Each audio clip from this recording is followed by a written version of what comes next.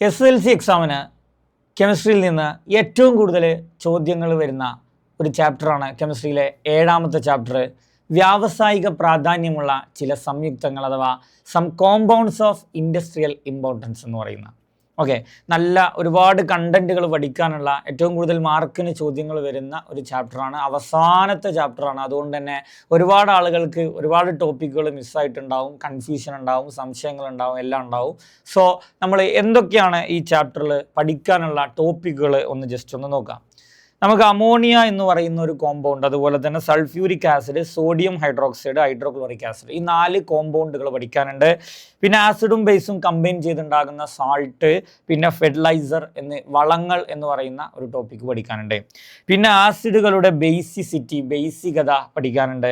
Reversible reaction, ഉഭയദിശ രാസപ്രവർത്തനങ്ങളുണ്ട്. Chemical equilibrium, രാസസന്തുലനുണ്ട്. ലേ ഷാറ്റ്ലർ പ്രിൻസിപ്പിൾ ഉണ്ട്. ഇത്രയും ടോപ്പിക്കുകൾ പഠിക്കാനുള്ള വലിയൊരു ചാപ്റ്ററാണ്. ഒരുപാട് ചോദ്യങ്ങൾ ഈ ചാപ്റ്ററിൽ നിന്ന് നമുക്ക് എക്സാമിന്, പബ്ലിക് എക്സാമിനും മോഡൽ എക്സാമിനും ഒക്കെ പ്രതീക്ഷിക്കാവുന്നതാണ്. സോ എല്ലാ കണ്ടന്റുകളും ഉൾക്കൊള്ളുന്ന ചോദ്യങ്ങളാണ് നമ്മളിവിടെ ഡിസ്കസ് ചെയ്യുന്നത്.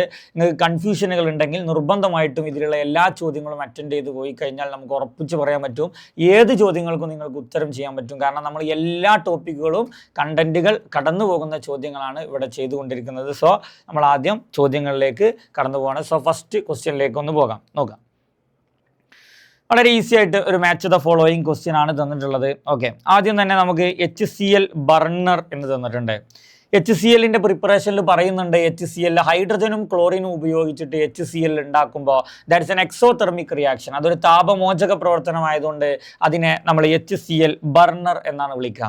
അങ്ങനെ HCl ബർണറിൽ കിട്ടുന്ന ആ HClനെ നമ്മൾ ഡീ അയോണൈസ്ഡ് വാട്ടറിലൂടെ, ദാറ്റ് മീൻസ് അയോൺ രഹിത ജലത്തിലൂടെ കടത്തിവിടണം എന്ന് കൃത്യമായി പറയുന്നുണ്ട്. അപ്പോൾ ഹൈഡ്രജനും ക്ലോറിനും പ്രവർത്തിച്ച് HCl ഉണ്ടായി. ആ HClനെ നമ്മൾ അയോൺ രഹിത ജലത്തിലൂടെ ഡീ അയോണൈസ്ഡ് വാട്ടറിലൂടെ കടത്തിവിടുമ്പോഴാണ് നമുക്ക് ഗാഢ ഹൈഡ്രോക്ലോറിക് ആസിഡ് ലഭിക്കുന്നത്. അപ്പോൾ അത് കൃത്യമായിട്ട് ഓക്കെ. ദെൻ അടുത്തത് സോഡിയം ഹൈഡ്രോക്സൈഡിന്റെ നിർമ്മാണത്തിന് പറയുന്ന പേരാണ്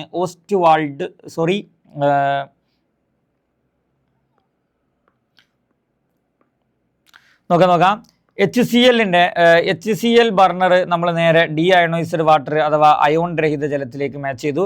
അടുത്തത് സോഡിയം ഹൈഡ്രോക്സൈഡ് ആണ്. സോഡിയം ഹൈഡ്രോക്സൈഡ് ഉണ്ടാക്കുന്ന ക്ലോർ ആൽക്കലി പ്രക്രിയ വഴി ഉണ്ടാക്കുന്നുണ്ട്. സോഡിയം ഹൈഡ്രോക്സൈഡ് ക്ലോർ ആൽക്കലി പ്രക്രിയ വഴി അത് നിർമ്മിക്കുന്നത് സ്റ്റെര സെല്ല് അഥവാ മെംബ്രെയിൻ സെല്ല് എന്ന് പറയുന്ന ഒരു സെല്ലിൽ വെച്ചിട്ടാണ് സോഡിയം ഹൈഡ്രോക്സൈഡ് ഉണ്ടാക്കുന്നത് എന്ന് നമ്മൾ നോക്കി വെച്ചിട്ടുണ്ട്. ദെൻ അടുത്തത് നോക്കുന്നത് നൈട്രിക് ആസിഡ് ആണ്. സോ നൈട്രിക് ആസിഡിന്റെ പ്രിപ്പറേഷന് നമ്മൾ വിളിക്കുന്ന പേരാണ് ഓസ്റ്റ്വാൾഡ് പ്രോസസ്സ്, ഓസ്റ്റ്വാൾഡ് പ്രക്രിയ. അമോണിയയുടെ പ്രോസസ്സിന് ഹേബർ പ്രോസസ്സ്, സൾഫ്യൂരിക് ആസിഡിനെ കോണ്ടാക്ട് പ്രോസസ്സ്, സോഡിയം ഹൈഡ്രോക്സൈഡിനെ ക്ലോർ ആൽക്കലി പ്രക്രിയ എന്നൊക്കെ പറയും. സോ ഇവിടെ നമുക്ക് തന്നിട്ടുള്ള നൈട്രിക് ആസിഡ് ആണ്. നൈട്രിക് ആസിഡിനെ നമ്മൾ എന്ത് പറയും? ഓസ്റ്റ്വാൾഡ് പ്രക്രിയ എന്ന് പറയും. ദെൻ ഇനി സൾഫ്യൂരിക് ആസിഡിന്റെ പ്രോസസ്സിനെ നമ്മൾ കോണ്ടാക്ട് പ്രോസസ്സ് അഥവാ സമ്പർക്ക പ്രക്രിയ എന്നാണ് പറയുക. പക്ഷേ ഇവിടെ കൊടുത്തിട്ടുള്ളത് അതിൽ ഉപയോഗിക്കുന്ന ഒരു കാറ്റലിസ്റ്റ് ആണ്. So that is vanadium pentoxide. So ഇങ്ങനെയാണ് അവിടെ മാച്ച് നടക്കുന്നത്. റെഡി ആണല്ലോ? ഓക്കെ, അപ്പോൾ ഇതാണ് ഫസ്റ്റ് ക്വസ്റ്റ്യൻ. ഏകദേശം ഒരു കോമ്പൗണ്ടുകളിലൂടെ അതിൽ പ്രധാനപ്പെട്ട ഭാഗങ്ങൾ തന്നിട്ടുള്ള ഒരു ക്വസ്റ്റ്യൻ ആണ് തന്നിട്ടുള്ളത്. ഓക്കെ, ഇനി നോക്കാം. ഒരു കെമിക്കൽ റിയാക്ഷനിലെ ലേ ഷാറ്റ്ലർ പ്രിൻസിപ്പിൾ അപ്ലൈ ചെയ്യുന്നതുമായി ബന്ധപ്പെട്ട ഒരു ക്വസ്റ്റ്യൻ ആണ് തന്നിട്ടുള്ളത്. സോ സ്റ്റേറ്റ്മെന്റ് ക്വസ്റ്റ്യൻ ആണ്. ഓരോ സ്റ്റേറ്റ്മെന്റും വായിക്കാൻ നോക്കാം. ഫസ്റ്റ് വൺ ഇവിടെ പറയുന്നത് നോക്കി, SO2 എന്ന് പറയുന്ന ആൾ O2മായിട്ട് റിയാക്ട് ചെയ്തിട്ട് SO3 ഉണ്ടാവുന്നുണ്ട്. അതൊരു റിവേഴ്സിബിൾ അഥവാ ഉഭയദിശ രാസപ്രവർത്തനമാണ്. അതിൻ്റെ കൂടെ അവിടെ ഹീറ്റ് അഥവാ താപം എന്ത് ചെയ്യുന്നുണ്ട്? ഉണ്ടാവുന്നുണ്ട്. ഒന്നാമത്തെ സ്റ്റേറ്റ്മെന്റ് നോക്കി, forward reaction increases as pressure increases എന്നാണ്. പ്രഷർ ഇൻക്രീസ് ചെയ്താൽ ഫോർവേഡ് റിയാക്ഷൻ ഇൻക്രീസ് ചെയ്യും ഈ രാസപ്രവർത്തനത്തിൽ എന്നാണ് പറയുന്നത്. ഓക്കെ, അപ്പോൾ നമുക്കൊന്ന് നോക്കാം. പ്രഷറിൻ്റെ ഇൻഫ്ലുവൻസ് കാണണമെങ്കിൽ ആദ്യം എന്ത് ചെയ്യണം? ഇവിടെ എത്ര തന്മാത്രകൾ, എത്ര മോളിക്യൂളുകൾ ഉണ്ട് എന്നൊന്ന് ചെക്ക് ചെയ്യണം. ഇവിടെ നമുക്കുള്ളത് sulphur SO2 2 oxygen 1. Okay, oxygen 1. അപ്പോൾ ടോട്ടൽ ഇവിടെ എത്ര മോളിക്യൂളായി? 3 മോളിക്യൂളായി.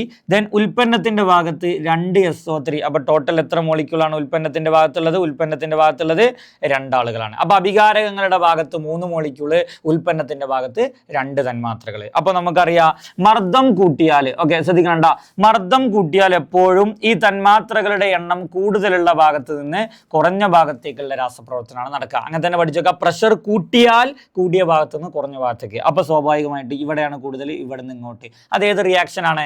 അത് ഫോർവേഡ് റിയാക്ഷനാണ്. ഇവിടെ നിന്ന് ഇങ്ങോട്ടുള്ളത് ഫോർവേഡും തിരിച്ചിങ്ങോട്ടുള്ളത് ബാക്ക്വേർഡും ആണ്. അപ്പോൾ ഒന്നാമത്തെ സ്റ്റേറ്റ്മെന്റ് കറക്റ്റ് ആണെന്ന് നമുക്ക് എന്ത് ചെയ്യാൻ പറ്റും? പറയാൻ പറ്റും.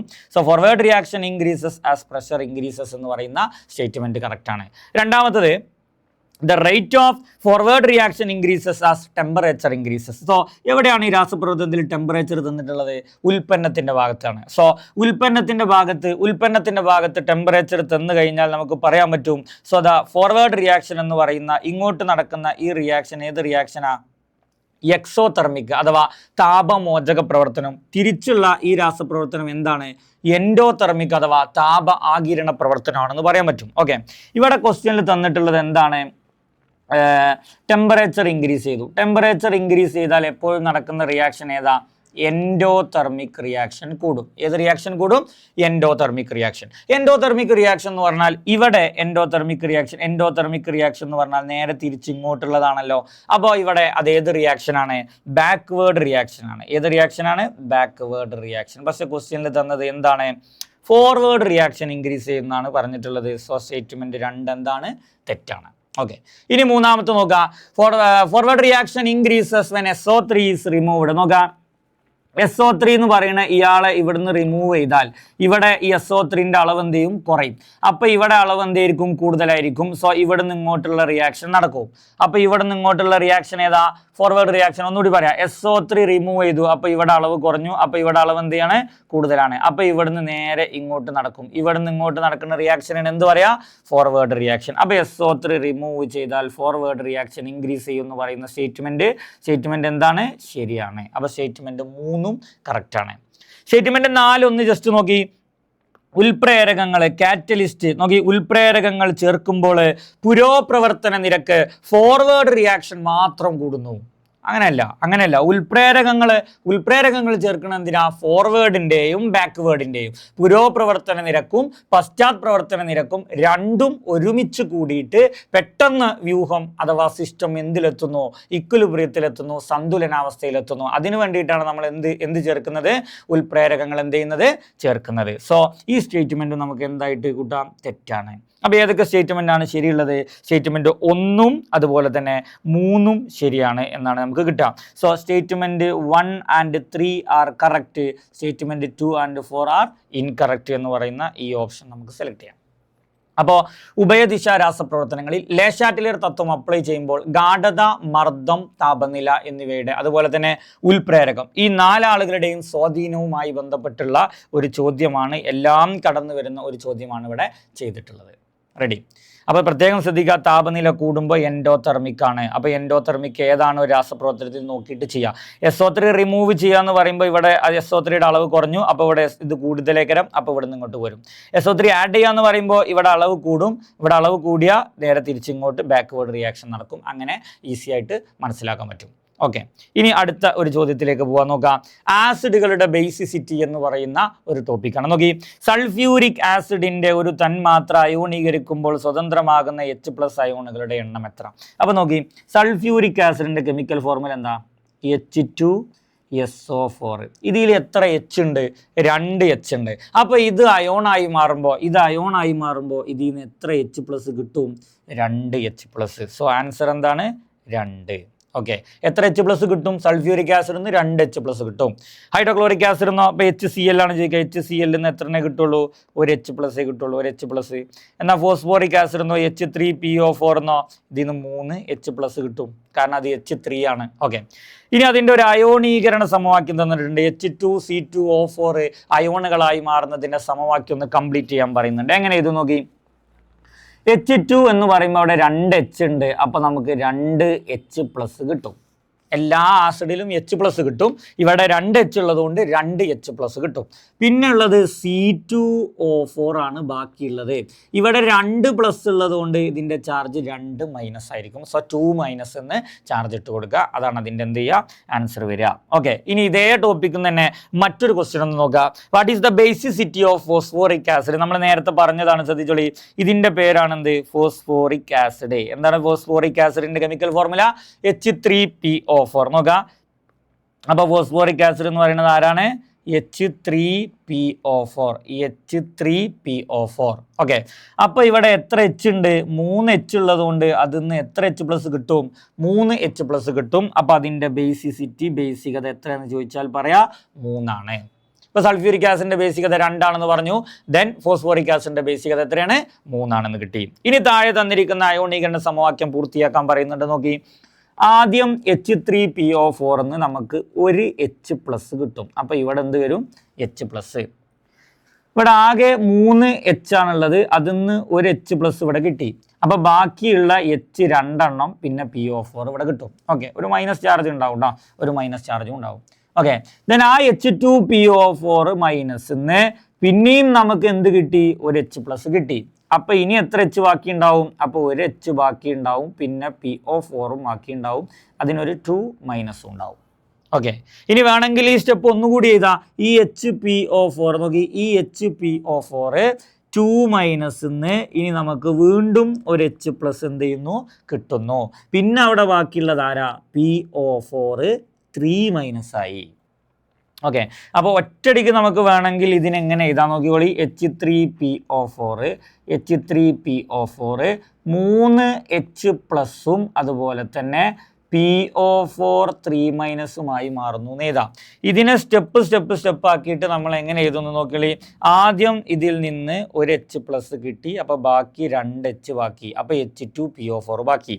ആ H2PO4 വീണ്ടും ഒരു H+ കിട്ടി. അപ്പോൾ ഒരു Hഉം PO4 ബാക്കി.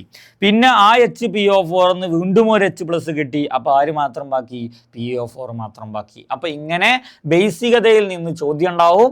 ബേസികത ഓരോ ആസിഡ് എന്താണ് ബേസികത? എല്ലാ ആസിഡിലും എന്തുണ്ടാവും? H+ ഉണ്ടാവും. സോ ഒരു ആസിഡിൽ നിന്നും സ്വതന്ത്രമാകുന്ന H+ അയോണുകളുടെ എണ്ണമാണ് ബേസികത. HCl എന്ന് പറയുമ്പോൾ നോക്കി, ഇതിൽ നിന്ന് ഒരു H+ കിട്ടുള്ളൂ. അപ്പോൾ അതൊന്ന്. ഓക്കെ, H2SO4 എന്ന് പറയുമ്പോൾ ഇതിൽ നിന്ന് 2H+ കിട്ടും. അപ്പോൾ അതിൻ്റെ ബേസികത 2. ഓക്കെ, H3PO4 എന്ന് പറയുമ്പോൾ ഇതിൽ നിന്ന് 3H+ കിട്ടും. സോ ബേസികത 3. അപ്പോൾ ഇതാണ് ബേസികത എന്ന് പറയുന്നത്. പിന്നെ അയോണുകളായി മാറുന്ന സമവാക്യത, ഇതേപോലെ അയോണുകളായി മാറുന്ന സമവാക്യം നേരത്തേതായി ഇവിടെ നമ്മളൊരു എക്സാമ്പിൾ എഴുതി. ഇങ്ങനെ ഏതെങ്കിലും ഒരു ആസിഡിൻ്റെ അയോണൈസേഷൻ്റെ ഇക്വേഷൻ എഴുതാനും ചോദിക്കും. ഓക്കെ, ഇനി അടുത്ത ചോദ്യത്തിലേക്ക് പോവാ. ഈ ചോദ്യം നോക്കി, ക്വസ്റ്റ്യൻ ഒന്ന് വായിച്ചിട്ട് ഇത് ഏത് ഭാഗത്ത് നിന്നാണ് നോക്കി. പഞ്ചസാരയിൽ സൾഫ്യൂരിക് ആസിഡ് ചേർക്കുമ്പോൾ നടക്കുന്ന പ്രവർത്തനത്തിന്റെ സമവാക്യം കൊടുത്തിരിക്കുന്നു. അപ്പോൾ ഇതാണ് പഞ്ചസാരൻ്റെ കെമിക്കൽ ഫോർമുല. അതിലേക്ക് കോൺസെൻട്രേറ്റഡ് സൾഫ്യൂരിക് ആസിഡ് ചേർത്തപ്പോൾ എന്താ ഉണ്ടായത്? നോക്കി, ഇതിലുള്ള പഞ്ചസാര എന്ന് പറയുമ്പോൾ അതിൽ കാർബൺ ഉണ്ട്, ഹൈഡ്രജൻ ഉണ്ട്, ഓക്സിജൻ ഉണ്ട്. ഓക്കെ, സോ ഈ കാർബണും ഹൈഡ്രജനെയും ഓക്സിജനെയും മാത്രം എന്ത് ചെയ്തു? ഇത് വലിച്ചെടുത്തിട്ട് 11 വാട്ടർ അവിടെ വലിച്ചെടുത്തു. ഓക്കെ, അപ്പോൾ അവിടെ ബാക്കി ആര് മാത്രമുണ്ട്? 12 കാർബൺ മാത്രമുണ്ട്.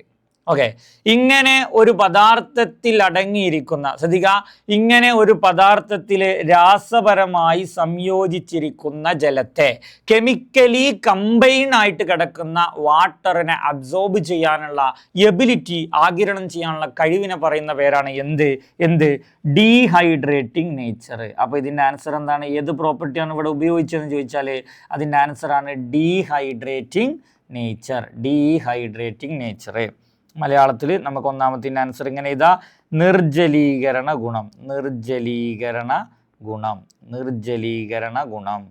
ഓക്കെ, അപ്പോൾ എന്താണ് നിർജ്ജലീകരണ ഗുണം എന്ന് പറഞ്ഞാൽ, നമ്മൾ സൾഫ്യൂരിക് ആസിഡ് ഒരു പദാർത്ഥത്തിലേക്ക് ആഡ് ചെയ്താൽ അതിൽ രാസപരമായി സംയോജിച്ച് കിടക്കുന്ന ജലം, ആ വാട്ടറിനെ അതിനെ അബ്സോർബ് ചെയ്യാൻ, ആഗിരണം ചെയ്യാൻ ഒരു കഴിവുണ്ടാവും. അതിനാണ് നമ്മൾ എന്ത് പറയാം? നിർജ്ജലീകരണ ഗുണം അഥവാ ഡീഹൈഡ്രേറ്റിംഗ് നേച്ചർ എന്ന് പറയാം. പഞ്ചസാരയിലേക്കോ ഗ്ലൂക്കോസിലേക്കോ ഒക്കെ നമ്മൾ സൾഫ്യൂരിക് ആസിഡ് ഒഴിച്ചാൽ അതൊരു ബ്ലാക്ക് കളറായിട്ട് മാറും. എന്നാൽ കോപ്പർ സൾഫേറ്റിലേക്ക് ഒഴിച്ചാൽ അത് ബ്ലാക്കിന് പകരം അതിന് ഓൾറെഡി ഒരു നീലുണ്ട്, ആ നീല കളർ മാറി വെള്ള കളറായിട്ട് മാറും. ഓക്കെ, ഇനി സൾഫ്യൂരിക് ആസിഡിൻ്റെ മറ്റൊരു പ്രത്യേകതയാണ് ശോഷകാരക ഗുണം. അപ്പൊ നിർജ്ജലീകരണ ഗുണം ശോഷകാര ഗുണം ആണത് ഒരു പദാർത്ഥത്തിൽ അടങ്ങിയ ജലാംശത്തിനെ മോയിസ്റ്ററിനെ അബ്സോർബ് ചെയ്യാനുള്ള കപ്പാസിറ്റിയാണ് ശോഷകാരകം അഥവാ എന്തെന്ന് പറയുന്നത് ഡ്രൈയിങ് നേച്ചർ എന്ന് പറയുന്നത് ഡ്രൈയിങ് നേച്ചർ. മറ്റേത് രാസപരമായി സംയോജിച്ച ജലം എന്ന് പറഞ്ഞാൽ കെമിക്കലി കമ്പൈൻ ചെയ്ത വാട്ടർ. ഇത് സാധാരണ ഒരു മോയിസ്ചറിനെ അബ്സോർബ് ചെയ്യാനുള്ള എബിലിറ്റി. ഓക്കെ, എവിടെയൊക്കെയാണ് സൾഫ്യൂരിക് ആസിഡിനെ ശോഷകാരകമായിട്ട് ഉപയോഗിക്കുന്നത് നോക്കി. കാർബൺ ഡൈ ഓക്സൈഡിൻ്റെയും സൾഫർ ഡയോക്സൈഡിൻ്റെയും HCl നിർമ്മാണത്തിലെ ശോഷകാരകമായിട്ട് ഉപയോഗിക്കുന്ന ഒരാളാണ് ആര്? Sulphuric acid. നമ്മൾ പഠിച്ചിട്ടുണ്ട് ഇതിനു മുമ്പ് അമോണിയയുടെ നിർമ്മാണത്തിലെ ശോഷകാരകമായിട്ട് ഉപയോഗിക്കുന്ന ആളാണ് ആര്? നീറ്റുകക്ക അഥവാ CaO എന്ന് പറയുന്ന ആള്. എന്നാൽ ഈ മൂന്നാൾ ഇതാ നോക്കട്ടെ, നോക്കി ഈ ചാപ്റ്ററിൽ നമുക്ക് ആകെ 2 ശോഷകാരകങ്ങൾ ഡ്രൈയിങ് ഏജന്റ് പഠിക്കാനുള്ളൂ. അതിലൊന്നാണ് ആര്? നീറ്റുകക്ക. ആരാണ്? നീറ്റുകക്ക. ഓക്കെ, നീറ്റുകക്ക എവിടെ ഉപയോഗിക്കും? അമോണിയയുടെ നിർമ്മാണത്തിൽ ഉപയോഗിക്കും. പിന്നെ രണ്ടാമത് നമ്മൾ പഠിച്ച ഇമ്പോർട്ടൻ്റ് ആയിട്ടുള്ള ഒരു ഡ്രൈയിങ് ഏജന്റ് ശോഷകാരകമാണ് സൾഫ്യൂരിക് ആസിഡ്. അത് എവിടെ ഉപയോഗിക്കും? അത് കാർബൺ ഡൈ ഓക്സൈഡിന്റെ SO2ന്റെ HClന്റെ നിർമ്മാണത്തിൽ. ഇതിലേത് ഒന്ന് എഴുതിയാൽ മതി, പക്ഷേ ഈ മൂന്നും പഠിച്ചു വെക്കുക. ഇതിൻ്റെ ഒക്കെ നിർമ്മാണത്തിലെ ഡ്രൈയിങ് ഏജന്റ് ശോഷകാരകമായിട്ട് നമ്മൾ ആര് ഉപയോഗിക്കും? സൾഫ്യൂരിക് ആസിഡിന് ഉപയോഗിക്കും. അപ്പോൾ സൾഫ്യൂരിക് ആസിഡിന്റെ നിർജ്ജലീകരണ ഗുണം അല്ലെങ്കിൽ ശോഷകാരക ഗുണം 2 ഗുണം. ഓക്കെ, ഡീഹൈഡ്രേറ്റിംഗ് നേച്ചറും അതുപോലെ തന്നെ ഡ്രൈയിങ് നേച്ചറും എന്ന ഭാഗം കവർ ചെയ്യുന്ന ഒരു ക്വസ്റ്റ്യൻ ആണ് ഇപ്പോൾ ചെയ്തിട്ടുള്ളത്. റെഡി, അടുത്ത ക്വസ്റ്റ്യൻ നോക്കാം. ടേക്ക് സം അമോണിയം ക്ലോറൈഡ് ഇടാ. അപ്പോൾ ആദ്യം നമ്മളോട് എന്തെടുക്കാൻ പറയുന്നു? Ammonium chloride. That means NH4Cl എടുത്തു. ഓക്കെ, എന്നിട്ട് അതിലേക്ക് എന്ത് ആഡ് ചെയ്യുന്നു? സോഡിയം ഹൈഡ്രോക്സൈഡ് ഇടാ. NaOH ആഡ് ചെയ്യുന്നു, സോഡിയം ഹൈഡ്രോക്സൈഡ്. ഓക്കെ, അപ്പോൾ നമുക്ക് ആദ്യം തന്നെ ഇതൊന്ന് ജസ്റ്റ് ഒന്ന് നോക്കാം. അമോണിയം ക്ലോറൈഡും കാൽഷ്യം ഹൈഡ്രോക്സൈഡും അതുപോലെ തന്നെ സോഡിയം ഹൈഡ്രോക്സൈഡൊക്കെ റിയാക്ട് ചെയ്താൽ കിട്ടുന്ന ഒരു ഗ്യാസ് ഉണ്ട്. അതേതാ? അത് അമോണിയ ഗ്യാസാണ്. ചാപ്റ്ററിൻ്റെ തുടക്കത്തിൽ നമ്മൾ പറയുന്നുണ്ട് അമോണിയ പരീക്ഷണശാലയിൽ നിർമ്മിക്കുമ്പോൾ അമോണിയം ക്ലോറൈഡും കാൽഷ്യം ഹൈഡ്രോക്സൈഡാണ് ഉപയോഗിക്കുക. അതേപോലെ സോഡിയം ഹൈഡ്രോക്സൈഡ് ഉപയോഗിച്ചാലും നമുക്ക് കിട്ടുക എന്ത് തന്നെയാണ്? അമോണിയ വാതകം തന്നെയാണ്. ഇനി ക്വസ്റ്റ്യൻ നോക്കി. ഈ പ്രവർത്തനത്തിൽ ഉണ്ടാകുന്ന വാതകം ആരാണ്? അമോണിയ. അതിനെ ഫിനോഫ്താലിൻ ചേർത്ത ജലത്തിലൂടെ കടത്തിവിട്ടു ലായനിയുടെ നിറം എന്താവും? അമോണിയയുടെ നമ്മൾ പഠിച്ചിട്ടുണ്ട് അമോണിയയുടെ സ്വഭാവം എന്ത് സ്വഭാവ? ബേസിക സ്വഭാവം. എന്ത് സ്വഭാവ? ബേസിക സ്വഭാവം. അതുകൊണ്ട് ഇതിലൂടെ കടന്നുപോയാൽ ആ ഫിനോഫ്താലിനുള്ള ജലം എന്ത് കളറായി മാറും? പിങ്ക് കളറായിട്ട് മാറും. എന്ത് കളറായിട്ട് മാറും? പിങ്ക് കളറായിട്ട് മാറും. ഓക്കെ, ഇനി ഈ വാതകത്തിന് മുകളിൽ HCl മുക്കിയ, ഈ വാതകം എന്ന് പറയുമ്പോൾ ഓർക്കണം കേട്ടോ, ഇത് അമോണിയ വാതകമാണ്. ഈ വാതകത്തിന് മുകളിൽ HCl മുക്കിയ ഗ്ലാസ് ദണ്ട് കാണിക്കുമ്പോൾ എന്ത് നിരീക്ഷിക്കുന്നു? ഓക്കെ, അപ്പോൾ അവിടെ നമ്മളെ നിരീക്ഷണം ആ അമോണിയയും HClഉം തമ്മിൽ റിയാക്ട് ചെയ്തിട്ട് എന്തുണ്ടാവും? അമോണിയം ക്ലോറൈഡ് ഉണ്ടാവും. നിരീക്ഷണം എന്താണെന്ന് ചോദിച്ചാൽ നല്ല വൈറ്റ് കളറിലുള്ള തിക്കായിട്ടുള്ള ഫ്യൂംസ് ഉണ്ടാവും കേട്ടോ. വെളുത്ത കട്ടിയുള്ള എന്തുണ്ടാവും? പുക ഉണ്ടാകുന്നു എന്ന് എഴുതണം. അപ്പോൾ അമോണിയയും HClഉം തമ്മിൽ റിയാക്ട് ചെയ്താൽ, അമോണിയ കളർലെസ് ആണ്, നമുക്ക് കാണാനൊന്നും പറ്റില്ല. പക്ഷെ അമോണിയ എന്ന് പറയുന്ന ആൾ HClഉമായിട്ട് റിയാക്ട് ചെയ്ത് അമോണിയം ക്ലോറൈഡ് ഉണ്ടാകുന്ന ആ ഭാഗത്ത് നല്ല വെള്ള നിറത്തിൽ കട്ടിയുള്ള ഒരു പുക, ഒരു ഫ്യൂംസ് നമുക്ക് എന്ത് ചെയ്യാൻ പറ്റും? കാണാൻ പറ്റും. ഓക്കെ, അപ്പോൾ ഈ ഒരു ഭാഗത്ത് നമ്മൾ പറഞ്ഞത് എന്തൊക്കെയാണ് പറയും? അമോണിയം ക്ലോറൈഡ് സോഡിയം ഹൈഡ്രോക്സൈഡുമായിട്ടും കാൽഷ്യം ഹൈഡ്രോക്സൈഡുമായിട്ടും റിയാക്ട് ചെയ്താൽ എന്ത് കിട്ടും? അമോണിയ കിട്ടും. ആ അമോണിയക്ക് എന്ത് നേച്ചറാ? ബേസിക് നേച്ചറാ. അതുകൊണ്ട് അത് ഫിനോഫ്താലിൻ ചേർത്താൽ എന്ത് കളറായി മാറും? പിങ്ക് കളറായിട്ട് മാറും. ഇനി റെഡ് ലിറ്റ്മസ് പേപ്പർ, ചുവന്ന ലിറ്റ്മസ് പേപ്പർ കാണിച്ചാൽ അത് എന്തായിട്ട് മാറും ചെയ്യും? നീലായിട്ട് മാറും ചെയ്യും. കാരണം എന്താ? ബേസിക് നേച്ചറാണ്. ആ അമോണിയ വാതകത്തിന് മുകളിൽ HCl മുക്കിയ ഗ്ലാസ് ദണ്ട് കാണിച്ചപ്പോൾ എന്തുണ്ടായി? വെളുത്ത കട്ടിയുള്ള വൈറ്റ് തിക്ക് ഫ്യൂംസ് ഫോം ചെയ്തു. ഓക്കെ, ഇനി അടുത്ത ടോപ്പിക്കിലേക്ക് പോകാം. നോക്കാം. ഇവിടെ 3 ഇക്വേഷൻസ് തന്നിട്ട് നിങ്ങളോട് ചോദിക്കുകയാണ് മർദ്ദത്തിന് സ്വാധീനം ഇല്ലാത്ത രാസപ്രവർത്തനം ഏതാണെന്നുള്ള. ഓക്കെ, മർദ്ദത്തിൻ്റെ സ്വാധീനം എന്ന് പറഞ്ഞാൽ എപ്പോഴും ശ്രദ്ധിക്കുക, ഒരു റിവേഴ്സിബിൾ റിയാക്ഷനിൽ നോക്കാം. ഒരു റിവേഴ്സിബിൾ റിയാക്ഷനിൽ ഈ ഭാഗത്ത് 3 തന്മാത്രകളും ഈ ഭാഗത്ത് 2 തന്മാത്രകളാണെങ്കിൽ മർദ്ദത്തിന് സ്വാധീനം ഉണ്ടാവും. എന്താണ് സ്വാധീനം? മർദ്ദം കൂട്ടിയാൽ തന്മാത്രകൾ കൂടുതലുള്ളിടത്തു നിന്ന് കുറഞ്ഞിടത്തുള്ള രാസപ്രവർത്തനം നടക്കും. മർദ്ദം കുറച്ചാൽ കുറഞ്ഞിടത്തുനിന്നുള്ള കൂടിയിടത്തുള്ള രാസപ്രവർത്തനം നടക്കും. ഇനിയിപ്പോൾ ഇങ്ങനെയാണ് വിചാരിക്കുക, ഇങ്ങനെയാണ്. ഇവിടെ 4, ഇവിടെ 2 ഉണ്ട് വിചാരിക്കാം. തന്മാത്രകൾ കൂട്ടി നോക്കണുണ്ടോ? അങ്ങനെ കൂട്ടി അവിടെ 4ഉം ഇവിടെ 2ഉം കിട്ടി. ഓക്കെ, അങ്ങനെയാണെങ്കിൽ നമ്മളിവിടെ മർദ്ദം കൂട്ടിയാൽ കൂടിയ ഭാഗത്തു നിന്ന് കുറഞ്ഞ ഭാഗത്തേക്ക് അഥവാ അവിടെ ബാക്ക്വേർഡ് പശ്ചാത്ത പ്രവർത്തനം നടക്കും. ഇനി മർദ്ദം കുറച്ചാൽ കുറഞ്ഞ ഭാഗത്തു നിന്ന് കൂടിയ ഭാഗത്തേക്ക് പോകും. അതേതാണ്? അത് ഫോർവേഡ് ആയിരിക്കും. അപ്പോൾ അങ്ങനെയാണെങ്കിൽ നിങ്ങൾ ആലോചിക്കുക, 2 ഭാഗത്തും ഒരേപോലെ വന്നു. ഇവിടെയും 2, ഇവിടെയും 2. അപ്പൊ മർദ്ദം കൂട്ടിയാൽ കൂടിയ ഭാഗത്ത് നിന്ന് കുറഞ്ഞ ഭാഗത്തേക്ക് എന്നാണ് നമ്മൾ ഇതുവരെ പറഞ്ഞത്. അപ്പൊ ഇവിടെ രണ്ടിടത്തും എന്താണ് ഈക്വൽ ആണ്. അതുകൊണ്ട് ഇവിടെ മർദ്ദത്തിന് എന്തുണ്ടാവില്ല, സ്വാധീനം ഉണ്ടാവില്ല. അപ്പൊ മർദ്ദത്തിന് ഇൻഫ്ലുവൻസ് ഇല്ലാത്ത, സ്വാധീനമില്ലാത്ത രാസപ്രവർത്തനങ്ങൾ എന്ന് പറയുന്നത് അഭികാരക ഭാഗത്തെ റിയാക്ടന്റ് സൈഡിലെ തന്മാത്രകളുടെ എണ്ണവും പ്രൊഡക്റ്റ് സൈഡിലെ തന്മാത്രകളുടെ എണ്ണവും തുല്യമായാൽ അവിടെ മർദ്ദത്തിന് എന്തുണ്ടാവില്ല, സ്വാധീനം ഉണ്ടാവില്ല. അപ്പൊ മർദ്ദത്തിന് സ്വാധീനം ഇല്ലാത്ത ഈ രാസപ്രവർത്തനങ്ങൾ നമുക്ക് ഈസി ആയിട്ട് കണ്ടുപിടിക്കാം. ഇവിടെ ഇവിടെ ഒന്നാണുള്ളത്. അപ്പൊ ഇവിടെ എത്ര കിട്ടി നമുക്ക് ജസ്റ്റ് ഒന്ന് എഴുതി വെക്കാണ്. നോക്കി, ഇവിടെ ഒരു ഒന്നാണുള്ളത്, ഇവിടെ ഒന്നും ഇവിടെ ടോട്ടൽ 2. അപ്പൊ ഈ സൈഡിൽ 1, ഈ സൈഡിൽ 2. അപ്പൊ സ്വാഭാവികമായിട്ട് മർദ്ദത്തിന് എന്തുണ്ടാവും, സ്വാധീനം ഉണ്ടാവും. ഇനി ഇവിടെ നോക്കി, ഇവിടെ 2 ഉണ്ട്, ഇവിടെ ഒരു 1 ഉണ്ട്. അപ്പൊ ടോട്ടൽ ഇവിടെ എത്രയായി, 3 കിട്ടി. ഓക്കെ, ഇവിടെ ആകെ 2 ആണ്. അപ്പൊ ഇവിടെ 3, ഈ സൈഡിൽ 3 ആണ്, ഈ സൈഡിൽ 2 ആണ്. അപ്പോഴും നമുക്ക് എന്ത് കിട്ടി, മർദ്ദത്തിന് സ്വാധീനം ഉണ്ട് എന്ന് കിട്ടി. ഓക്കെ, എന്നാൽ ഇവിടെ നോക്കി, ഇതാണ് ഇമ്പോർട്ടൻ്റ്. ഇതാ ഇവിടെ 1 ആണ്, ഇവിടെയും 1 ആണ്. അപ്പൊ ടോട്ടൽ ഇവിടെ എത്ര, 2 ആണ്. എത്രയാണ്, 2. ഇവിടെയും ടോട്ടൽ എത്ര, 2. അപ്പൊ 2 സൈഡിലും 2 വരുന്ന ഇതേപോലത്തെ 2 അല്ല 3 വന്നാലും അങ്ങനെ തന്നെയാണ്. 2 സൈഡിലും ഈക്വൽ നമ്പർ ഓഫ് മോളിക്യൂൾ വന്നാൽ അവിടെ മർദ്ദത്തിന് എന്തുണ്ടാവില്ല, സ്വാധീനം ഉണ്ടാവില്ല, ഇൻഫ്ലുവൻസ് ഉണ്ടാവില്ല. അപ്പൊ ഇത് ഏതാണ് ആൻസർ കിട്ടുക, 3ാമത്തെ രാസപ്രവർത്തനം കേട്ടോ. 3ാമത്തെ രാസപ്രവർത്തനമാണ് മർദ്ദത്തിന് സ്വാധീനമില്ലാത്തത്. ഓക്കെ, ഇനി രണ്ടാമത്തെ പ്രവർത്തനത്തിൽ നോക്കി, രണ്ടാമത്തെ പ്രവർത്തനത്തിൽ എന്ന് പറഞ്ഞാൽ ഏതാണ്, ഈ റിയാക്ഷൻ കേട്ടോ. അതില് ഉൽപ്പന്നത്തിന്റെ അളവ് വർദ്ധിപ്പിക്കാൻ താപനിലയിൽ വരുത്തേണ്ട മാറ്റം എന്താണ്? താപനില എവിടെയുള്ളത് നോക്കി, താപനില എവിടെയുള്ളത്, ഇവിടെയാണ് താപനില ഉള്ളത്. ആ താപനില ഇങ്ങനെ കുറച്ചാൽ മതി. താപനില ഇങ്ങനെ കുറക്കുമ്പോൾ എപ്പോഴും എക്സോതെർമിക് ആയിട്ടുള്ള ഇങ്ങനെ റിയാക്ഷൻ നടക്കും. അപ്പോൾ ഫോർവേഡ് റിയാക്ഷൻ ഒക്കെ നോക്കിയിട്ടുണ്ടോ, താപനില ഇവിടെ കുറക്കുക, അപ്പോൾ ഇവിടെ നിന്ന് ഇങ്ങോട്ടാണ് നടക്കും, അത് ഫോർവേഡ്. അപ്പോൾ ഉൽപ്പന്നം എന്ത് ചെയ്യും, കൂടും. അപ്പോൾ ഉൽപ്പന്നത്തിൻ്റെ അളവ് കുറക്കാൻ അവിടെ നമ്മൾ ചെയ്യേണ്ടത് എന്താണ്, താപനില, ടെമ്പറേച്ചറിനെ എന്ത് ചെയ്താൽ മതി, കുറച്ചാൽ മതി, താപനില കുറക്കുക. ഇനി ഉഭയദിശ രാസപ്രവർത്തനത്തിൽ അനുയോജ്യമായ ഉൽപ്രേരകങ്ങൾ ചേർക്കുമ്പോൾ എന്താണ് സംഭവിക്കുക? എന്താണ് ഒരു ഉഭയദിശ രാസപ്രവർത്തനത്തിൽ ഉൽപ്രേരകത്തിന്റെ സ്വാധീനം? എല്ലാ ഉഭയദിശ രാസപ്രവർത്തനങ്ങളും ഉൽപ്രേരകത്തിന് ഒരൊറ്റ സ്വാധീനമേ ഉള്ളൂ. അതുകൊണ്ട് കൃത്യമായി പഠിച്ചു വെക്കാൻ നോക്കി. ഫോർവേഡ് റിയാക്ഷൻ്റെയും ബാക്ക്വേർഡ് റിയാക്ഷൻ്റെയും രണ്ടിൻ്റെയും സ്പീഡ് ഒരുപോലെ കൂടും. ഓക്കെ, പുരോപ്രവർത്തനത്തിൻ്റെയും പശ്ചാത് പ്രവർത്തനത്തിൻ്റെയും നിരക്ക് ഒരുപോലെ വർദ്ധിക്കുന്നു. എന്നിട്ട് നമ്മുടെ സിസ്റ്റം പെട്ടെന്ന് ഫാസ്റ്റായിട്ട് എവിടെ എത്തുന്നു, ഇക്വിലിബ്രിയത്തിൽ, സന്തുലനാവസ്ഥയിലെത്തുന്നു. ഓക്കെ, എന്താ പറഞ്ഞേ, ഞാനൊരു ഉഭയദിശ രാസപ്രവർത്തനത്തിലേക്ക് ഒരു ഉൽപ്രേരകം ഇട്ടാൽ അവിടെ ഫോർവേഡിൻ്റെയും ബാക്ക്വേർഡിൻ്റെയും പശ്ചാത് പ്രവർത്തനങ്ങളുടെ നിരക്ക് ഒരുപോലെ കൂടും. എന്നിട്ട് നമ്മുടെ വ്യൂഹം പെട്ടെന്ന് എന്തിലെത്തും, ഇക്വിലിബ്രിയത്തിലെത്തും, സന്തുലനാവസ്ഥയിലെത്തും. ഇതാണ് എല്ലാ ഉഭയദിശ രാസപ്രവർത്തനങ്ങളിലും എന്തിൻ്റെ സ്വാധീനം പറയുന്നത്, എന്തിൻ്റെ സ്വാധീനം, ഉൽപ്രേരകങ്ങളുടെ കാറ്റലിസ്റ്റിൻ്റെ സ്വാധീനം എന്ന് പറയുന്നത്. ഓക്കെ, അപ്പോൾ വീണ്ടും നമ്മൾ ചെയ്തിട്ടുള്ളത് എന്താണ്, Le Chatelier പ്രിൻസിപ്പിളുമായി ബന്ധപ്പെട്ടുള്ള ഭാഗത്തു നിന്നുള്ള ഒരു ക്വസ്റ്റ്യൻ ആണ് ചെയ്തിട്ടുള്ളത്. റെഡി. ഇനി അടുത്ത ക്വസ്റ്റ്യൻ നോക്കാം. HCl പ്രിപ്പറേഷൻ നോക്കി. ഈ HCl പ്രിപ്പറേഷൻ നമ്മൾ പഠിച്ചിട്ടുണ്ട്. ഹൈഡ്രജൻ്റെ പ്രിപ്പറേഷൻ കൃത്യമായി പഠിച്ചിട്ടുണ്ട്. ഹൈഡ്രോക്ലോറിക് ആസിഡ് എങ്ങനെ ഉണ്ടാക്കാൻ ചോദിച്ചാൽ നിർബന്ധമായിട്ടും പഠിച്ചു വെക്കുക.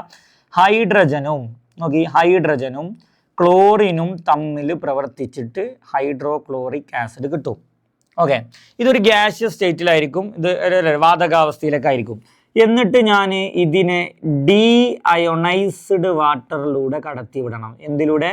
ഡീഅയോണൈസ്ഡ് വാട്ടർ അഥവാ ഡീഅയോണൈസ്ഡ് വാട്ടർ അല്ലെങ്കിൽ അയോൺ രഹിത ജലത്തിലൂടെ കടത്തിവിടണം. അയോൺ രഹിത ജലത്തിലൂടെ കടത്തിവിടാം.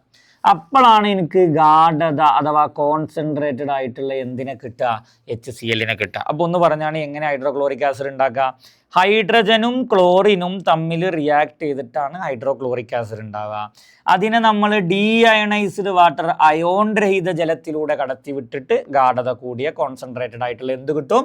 ഹൈഡ്രോക്ലോറിക് ആസിഡ് നമുക്ക് എന്ത് ചെയ്യും? കിട്ടും. ഓക്കെ, അഡീഷണൽ ആയിട്ടൊരു കാര്യം മനസ്സിലാക്കേണ്ടത്, ഇങ്ങനെ ഹൈഡ്രജനും ക്ലോറിനും ഉണ്ടാകുന്ന ഈ രാസപ്രവർത്തനം ഹൈഡ്രജനും ക്ലോറിനും പ്രവർത്തിച്ച് ഹൈഡ്രോക്ലോറിക് ആസിഡ് ഉണ്ടാകുന്ന ഈ രാസപ്രവർത്തനം ഹൈലി താപമോചക രാസപ്രവർത്തനം, എക്സോതെർമിക് റിയാക്ഷൻ, നല്ല ഹീറ്റ് ഉണ്ടാവും. സോ അതുകൊണ്ട് തന്നെ ഈ ബർണറിനെ നമ്മൾ വിളിക്കുന്ന പേര്, ഇതുണ്ടാക്കുന്ന ഈ ബർണറിനെ നമ്മൾ വിളിക്കുന്ന പേരാണ് HCl ബർണർ അല്ലെങ്കിൽ HCl ഓവൻ എന്ന് വിളിക്കും. എന്ത് വിളിക്കും? HCl burner. നമ്മൾ തുടക്കത്തിൽ ഫസ്റ്റ് ഒരു ക്വസ്റ്റ്യൻ ചെയ്തിരുന്നു, ഹൈഡ്രോക്ലോറിക് ആസിഡ് ഉണ്ടാക്കുന്ന ആ ബർണറിന്റെ പേര് HCl ബർണർ അല്ലെങ്കിൽ HCl ഓവൻ. ഓക്കെ, ഇനി ക്വസ്റ്റ്യൻസ് പെട്ടെന്നൊന്ന് ആൻസർ പറഞ്ഞോളി.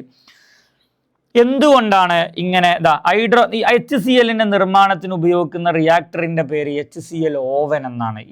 ഈ പേര് വരാനുള്ള കാരണം എന്താ കാരണം?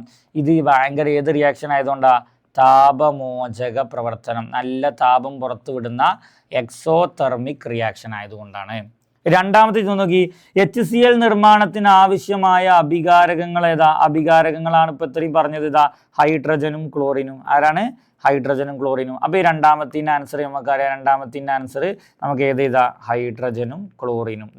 ഇതാണ് രണ്ടാമത്തിൻ്റെ ആൻസർ കേട്ടോ, ഹൈഡ്രജനും ക്ലോറിനും. ഓക്കെ, ഇനി ഹൈഡ്രോക്ലോറിക് ആസിഡിന്റെ ഒരു ഉപയോഗമാണ് എന്തെന്ന് പറയുന്നത്? അക്വാ റീജിയ ഉണ്ടാക്കുക എന്നുള്ളത്. അക്വാ റീജിയയുടെ ഉപയോഗം എന്താണ് ചോദ്യം. നോക്കി കേട്ടോ, ഹൈഡ്രോക്ലോറിക് ആസിഡ് ഉപയോഗിച്ചിട്ടാണ് നമ്മൾ അക്വാ റീജിയ ഉണ്ടാക്കുക.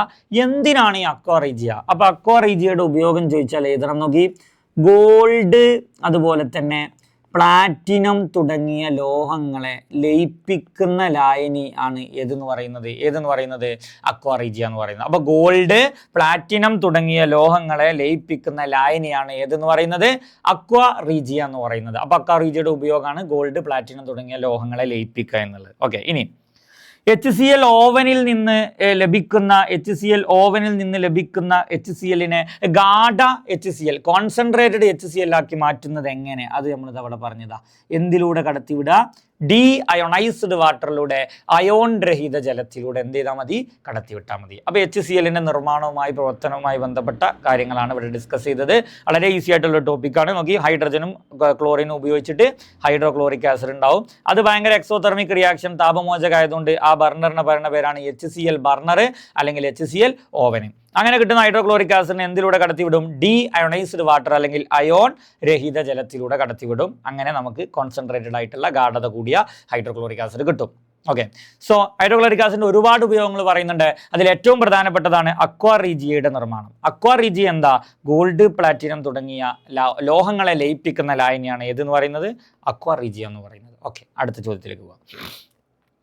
ഇനി സോഡിയം ഹൈഡ്രോക്സൈഡിന്റെ നിർമ്മാണവുമായി ബന്ധപ്പെട്ട ചോദ്യമാണ് ചോദിക്കുന്നത്. ഓക്കെ, അപ്പോൾ സോഡിയം ഹൈഡ്രോക്സൈഡിന്റെ നിർമ്മാണത്തിൽ നിർബന്ധമായിട്ടും അറിഞ്ഞിരിക്കേണ്ട കുറച്ച് കാര്യങ്ങൾ നമുക്ക് ആദ്യം ഒന്ന് പറഞ്ഞു നോക്കാം.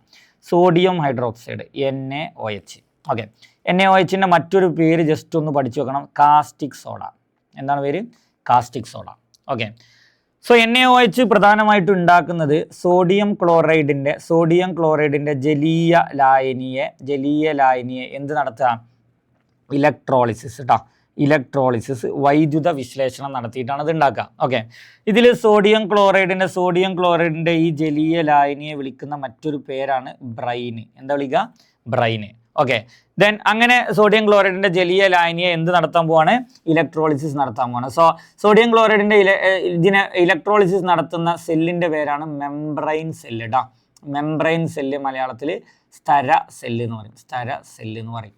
ഓക്കെ, ഇനി മെംബ്രെയിൻ സെല്ല് എന്ന് പറഞ്ഞു കഴിഞ്ഞാൽ നമുക്കറിയാം, ഒരു ജസ്റ്റ് ഒരു ഡയഗ്രാം വരച്ചാൽ ഇതാ നോക്കി, രണ്ട് അറകൾ ഉണ്ടാവും. സെൻട്രൽ ഇങ്ങനെ ഒരു മെംബ്രെയിൻ ഉണ്ടാവും. ഇതാണ് മെംബ്രെയിൻ സെല്ല്. ഏറെക്കുറെ ഏകദേശം ഈ ഒരു ഷേപ്പിലാണ് വരിക.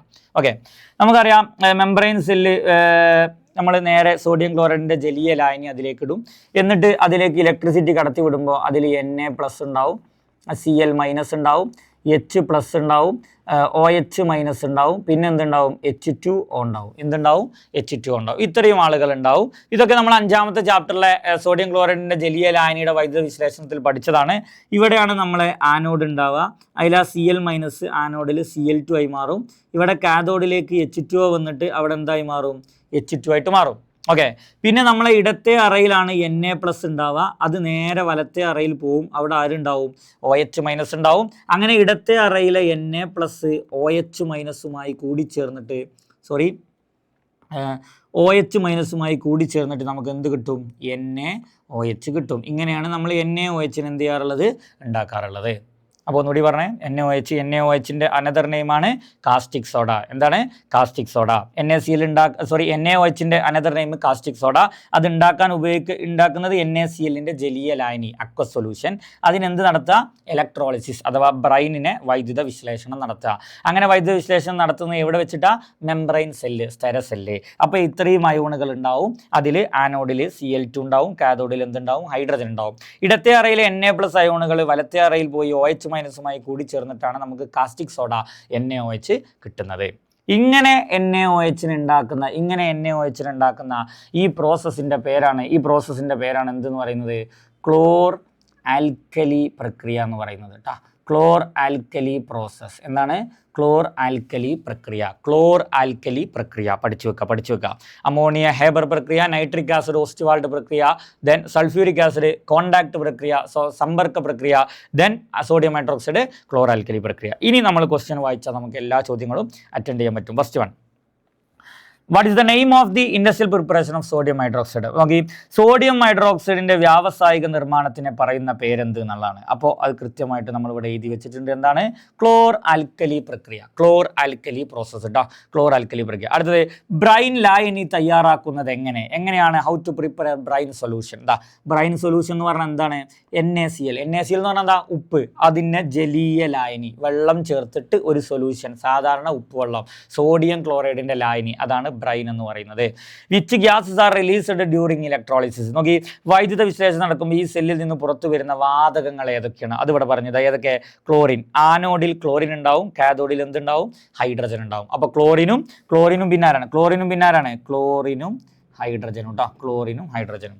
Then write the equation for the reduction of the reaction takes place in the right chamber of the membrane cell. Membrane സെല്ലിൻ്റെ റൈറ്റ് ചേമ്പർ എന്നാണ് ഇവിടെ റിഡക്ഷൻ നടക്കുന്നത്. ആർക്കാ റിഡക്ഷൻ നടക്കുക? H2O പോയിട്ട് H2 ഉണ്ടാകുന്ന ആ റിഡക്ഷൻ്റെ ഇക്വേഷനാണ് എഴുതാൻ പറഞ്ഞത്. എങ്ങനെയായിരിക്കും ആ റിഡക്ഷൻ്റെ ഇക്വേഷൻ ഉണ്ടാവുക? നോക്കി, 2 H2O 2 ഇലക്ട്രോണിനെ വാങ്ങി ഹൈഡ്രജനും പിന്നെ OH- മാറുന്ന ഈ റിയാക്ഷനാണ് എഴുതാൻ വേണ്ടി എന്ത് ചെയ്തിട്ടുള്ളത്? പറഞ്ഞിട്ടുള്ളത്. റെഡി? ഓക്കെ, ഇത് നമ്മൾ 5ാമത്തെ ചാപ്റ്ററിൽ പഠിച്ച സോഡിയം ക്ലോറൈഡിൻ്റെ ജലീയ ലായനിയുടെ വൈദ്യുത വിശ്ലേഷണത്തിൽ പഠിച്ച സെയിം ടോപ്പിക്ക്, സെയിം കണ്ടന്റ് ആണ്. അതിൽ കുറച്ച് കാര്യങ്ങൾ മാത്രം ഓർത്ത് വെക്കുക. എന്തൊക്കെ? ക്ലോർ ആൽക്കലി പ്രക്രിയ എന്നാണ് സോഡിയം ഹൈഡ്രോക്സൈഡിൻ്റെ നിർമ്മാണം. സോഡിയം ഹൈഡ്രോക്സൈഡിൻ്റെ മറ്റൊരു പേരാണ് കാസ്റ്റിക് സോഡ. അത് ഉണ്ടാക്കുന്നത് NaClൻ്റെ ജലീയ ലായനിയാണ്. അതിനെ പറയുന്ന പേരാണ് ബ്രൈന്. ഇത് നടക്കുന്നത് എവിടെ വെച്ചിട്ടാണ്? മെംബ്രെയിൻ സെല്ലിൽ വെച്ചിട്ടാണ്. പിന്നെ ഈ ഇക്വേഷന് കാഥോഡിലെ ഇക്വേഷൻ, ആനോഡിലെ ഇക്വേഷനും പഠിച്ചിരിക്കുക. അപ്പോൾ ഇതാണ് സോഡിയം ഹൈഡ്രോക്സൈഡിൻ്റെ പ്രിപ്പറേഷനുമായി ബന്ധപ്പെട്ട് പറയാനുള്ളത്. അടുത്ത് നോക്കുക, some of the elements of nutrients required by plants are given below. Okay, ക്വസ്റ്റ്യനിലേക്ക് പോകുന്നതിന് മുമ്പ് നമ്മൾ ആദ്യം ആ വളങ്ങൾ അല്ലെങ്കിൽ ഫെർട്ടിലൈസർ എന്ന് പറയുന്ന ഭാഗത്ത് പറയുന്ന എന്തിനാണ് നമ്മളൊരു വളങ്ങൾ ഉപയോഗിക്കുന്നത്? എന്തിനാണ്? സസ്യങ്ങൾക്ക് പോഷകങ്ങൾ, ന്യൂട്രിയൻസ് കിട്ടാൻ വേണ്ടിയിട്ടാണ് വളങ്ങൾ ഉപയോഗിക്കുക. അപ്പോൾ അതുമായി ബന്ധപ്പെട്ട കുറച്ച് കാര്യങ്ങളൊന്ന് പഠിച്ചു വെക്കാം. കാർബണ്, ഹൈഡ്രജന്, ഓക്സിജന്. ഏതൊക്കെയാണ്? കാർബണ്, ഹൈഡ്രജന്, ഓക്സിജന്. ഈ 3 ന്യൂട്രിയൻസ് സസ്യങ്ങൾക്ക് കിട്ടാൻ നമ്മൾ വളം ഉപയോഗിക്കേണ്ട ആവശ്യമില്ല. അത് പ്രകൃതിയിൽ തന്നെ കിട്ടും. വെള്ളത്തിലൂടെയും അന്തരീക്ഷ വായുവിൽ നിന്നൊക്കെ കിട്ടുന്ന 3 ആളുകളാണ്. അതുകൊണ്ട് ഇതിനെ നമ്മൾ പറയുന്ന പേരാണ് നാച്ചുറൽ ന്യൂട്രിയൻസ് അല്ലെങ്കിൽ സ്വാഭാവിക പോഷകങ്ങൾ. ഓക്കെ, ഇനി ഏറ്റവും പ്രധാനപ്പെട്ട 3 പോഷകങ്ങളാണ് നൈട്രജനും ഫോസ്ഫറസും പൊട്ടാസ്യം, NPK. ഏതാണ്? NPK. ഇതിനെ നമ്മൾ പറയുന്ന പേരാണ് പ്രൈമറി ന്യൂട്രിയൻസ് അഥവാ പ്രാഥമിക പോഷകങ്ങൾ. ഇതാണ് പ്ലാന്റ്സിന് ഏറ്റവും കൂടുതൽ അളവിൽ വേണ്ട ആൾക്കാർ കേട്ടോ. ഇത് കിട്ടാൻ വേണ്ടിയിട്ടാണ് മെയിനായിട്ട് നമ്മൾ എന്തിട്ട് കൊടുക്കുന്നത്? വളം അഥവാ ഫെർട്ടിലൈസർ ഉപയോഗിക്കുന്നത്. ഇനി പ്ലാന്റ്സിന് വേണ്ട മറ്റു ന്യൂട്രിയൻസ് ആണ് കാൽഷ്യം, മഗ്നീഷ്യം, സൾഫർ. ഇതിനെ നമ്മൾ സെക്കൻഡറി ന്യൂട്രിയൻസ് അഥവാ ദ്വിതീയ പോഷകങ്ങൾ എന്ന് പറയും. എന്താണ്? ദ്വിതീയ പോഷകങ്ങൾ. ഇത് പ്ലാന്റ്സിന് വളരെ കുറച്ച് മതി. ഇത് മണ്ണിലും വളരെ കുറച്ചളവിൽ മാത്രമേ എന്ത് ചെയ്യുള്ളൂ? കാണപ്പെടുള്ളൂ. എന്നാൽ പ്ലാന്റ്സിന് വളരെ കുറഞ്ഞ അളവിൽ വേണ്ട 2 ആളുകളാണ്. ഒന്ന് അയണും മാംഗനീസും.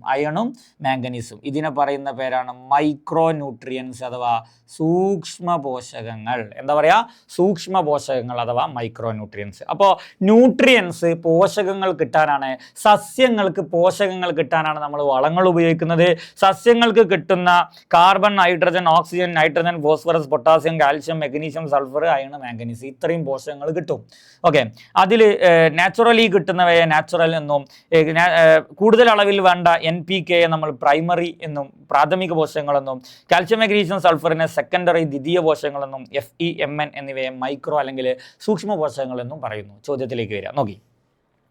ഇതിൽ ആരാണ് സെക്കൻഡറി ന്യൂട്രിയൻസ്? നമ്മളിവിടെ പറഞ്ഞു വെച്ചു, കാൽഷ്യം, മെഗ്നീഷ്യം, സൾഫറിനെയാണ് നമ്മൾ എന്ത് പറയുക, കാൽഷ്യം, മെഗ്നീഷ്യം, സൾഫറിനെയാണ് എന്ത് പറയുക, സെക്കൻഡറി ന്യൂട്രിയൻസ്. അപ്പോൾ കാൽഷ്യം, മെഗ്നീഷ്യം, സൾഫർ, ഈ മൂന്നാളുകളാണ് എന്ത്, സെക്കൻഡറി ന്യൂട്രിയൻസ് എന്ന് പറയുന്നത്. ഓക്കെ, പ്രാഥമിക പോഷകങ്ങളും പ്രൈമറി ന്യൂട്രിയൻസും സൂക്ഷ്മ പോഷകങ്ങളും തമ്മിലുള്ള വ്യത്യാസം എന്ത്?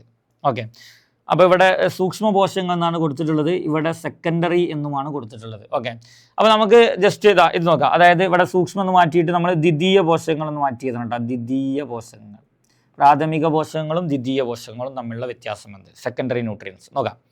ഇവിടെ what is the difference between primary nutrients ആണ് ഈ സസ്യങ്ങൾക്ക് ഏറ്റവും കൂടുതൽ അളവിൽ വേണ്ട ഒരു ന്യൂട്രിയൻസ്. അതാണ് എന്ത് ന്യൂട്രിയൻസ്, പ്രൈമറി ന്യൂട്രിയൻസ്. എന്നാൽ സെക്കൻഡറി ന്യൂട്രിയൻസ് അഥവാ ദ്വിതീയ പോഷകങ്ങൾ സസ്യങ്ങൾക്ക് വളരെ കുറഞ്ഞ അളവിൽ മതി. ഇപ്പോൾ മെയിനായിട്ട് നമ്മൾ ഈ പ്രൈമറി ന്യൂട്രിയൻസ് കിട്ടാൻ വേണ്ടിയിട്ടാണ് നമ്മൾ ഫെർട്ടിലൈസറൊക്കെ എന്ത് ചെയ്യുന്നത്, ഉപയോഗിക്കുന്നത്. ഇനി എങ്ങനെയാണ് പ്ലാന്റ്സിന് ഈ നാച്ചുറൽ ന്യൂട്രിയൻസ്, സ്വാഭാവിക പോഷകങ്ങൾ എങ്ങനെയാണ് പ്ലാന്റ്സിന് കിട്ടുന്നത് എന്നുള്ളത് ചോദിക്കുന്നുണ്ട്. അതെങ്ങനെ കിട്ടുക?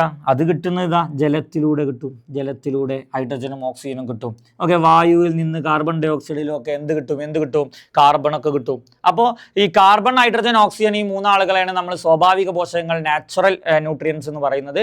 അപ്പോൾ അത് കിട്ടുന്നത് എങ്ങനെയാണ്? ജലത്തിലൂടെയും വായുവിലൂടെയും ഒക്കെ സസ്യങ്ങൾക്ക് കിട്ടും. വളപ്രയോഗത്തിന് ശേഷം വെള്ളം ഒഴിക്കുന്നത് എന്തിനാണ്?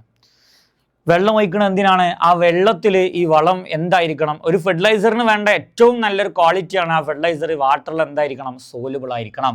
അങ്ങനെ ആ വെള്ളത്തിൽ അത് ലയിച്ച് സോലുബിളായി അതിലുള്ള സംയുക്തങ്ങൾ കൃത്യമായിട്ട് ഈസി ആയിട്ട് ആ പ്ലാന്റ്സിന് എന്ത് ചെയ്യാൻ പറ്റണം? അബ്സോർബ് ചെയ്യാൻ പറ്റണം. അപ്പം നെസസറി. സോ വാട്ടറിങ് എന്ന് പറയുന്നത് നെസസറി ആണോ? എന്തുകൊണ്ടാണ് നെസസറി ആണ്? നിർബന്ധമാണ് വെള്ളം ഒഴിച്ചു കൊടുക്കണം. സോ വെള്ളം ഒഴിച്ചു കൊടുക്കുന്നത് എന്തിനാ? വെള്ളത്തിൽ ആ കോമ്പൗണ്ടുകൾ ലയിച്ച് അത് സസ്യങ്ങൾക്ക് പെട്ടെന്ന് കിട്ടാൻ വേണ്ടിയിട്ടാണ്, അവൈലബിൾ ആകാൻ വേണ്ടിയിട്ടാണ് എന്നുള്ളതാണ് ആൻസർ. ഓക്കെ, അപ്പോൾ വളങ്ങൾ എന്ന് പറയുന്ന ഭാഗത്തിലെ ആദ്യ പോർഷനുമായി ബന്ധപ്പെട്ട ചോദ്യങ്ങളാണ് പറഞ്ഞിട്ടുള്ളത്. ഓക്കെ, ഇനി സാൾട്ട് എന്ന് പറയുന്ന ഭാഗത്തിലെ ക്വസ്റ്റ്യൻസ് ആണ് ചെയ്യാൻ പോകുന്നത്. അപ്പോൾ ആദ്യം സാൾട്ടുമായി റിലേറ്റഡ് ആയിട്ടുള്ള ഒരു ഭാഗം ഒന്ന് ചെയ്തു നോക്കാം. എന്താണ് സാൾട്ട് എന്ന് ശ്രദ്ധിക്കുക. നോക്കി, സാൾട്ട് ഒരു ആസിഡും ഒരു ബേസും കൂടി ചേർന്നിട്ടാണ് എന്തുണ്ടാവുക? സാൾട്ട് ഉണ്ടാവുക. ലവണങ്ങൾ ട്ടോ. സാൾട്ട് മീൻസ് ലവണം. ഓക്കെ, ദെൻ നമ്മൾ ഉപയോഗിക്കുന്ന ആസിഡ് സ്ട്രോങ് ആണ്. വീര്യം കൂടിയ ആസിഡും വീര്യം കൂടിയ ബേസും രണ്ടും വീര്യം കൂടിയതാണെങ്കിൽ നമുക്ക് കിട്ടുന്നത് എങ്ങനെയുള്ളതായിരിക്കും? ന്യൂട്രൽ ലവണമായിരിക്കും. ഓക്കെ, ആസിഡ് സ്ട്രോങ്ങും ദെൻ ബേസ് എന്ന് പറഞ്ഞാൽ ബേസ് വീക്കുമാണെങ്കിൽ നമുക്ക് കിട്ടുന്നത് അസിഡിക് ആയിരിക്കും. ഇനി ആസിഡ് വീക്കും ബേസ് സ്ട്രോങ്ങുമാണെങ്കിൽ നമുക്ക് കിട്ടുന്നത് എന്തായിരിക്കും? ബേസിക് ആയിരിക്കും. അപ്പോൾ നോക്കി, ആസിഡും ബേസും കൂടി ചേർന്നിട്ടാണ് എന്തുണ്ടാവുന്നത്? സാൾട്ട് ഉണ്ടാവുന്നത്. രണ്ടാളും സ്ട്രോങ് ആണെങ്കിൽ ന്യൂട്രൽ സാൾട്ട്, ന്യൂട്രൽ ലവണം. ആസിഡ് മാത്രം സ്ട്രോങ് ആണെങ്കിൽ അസിഡിക് ലവണം. ബേസ് മാത്രം സ്ട്രോങ് ആണെങ്കിൽ ബേസിക് ലവണം. ഓക്കെ, അപ്പോൾ ഇനി നമുക്കൊരു സംശയം ഉണ്ടാവും, ആരാണ് ഇപ്പോൾ സ്ട്രോങ് ആസിഡ്, ആരൊക്കെയാണ് ഇപ്പോൾ സ്ട്രോങ് ബേസ് എന്നുള്ളതൊക്കെ അല്ലേ? അപ്പോൾ ജസ്റ്റ് ഒന്ന് നോക്കി, സ്ട്രോങ് ആസിഡിന് എക്സാമ്പിൾ നമുക്ക് അറിയുന്ന രണ്ടാൾക്കാരൊന്ന് പഠിച്ചിട്ടേക്ക് HCl-ഉം H2SO4 സ്ട്രോങ് ആണ്.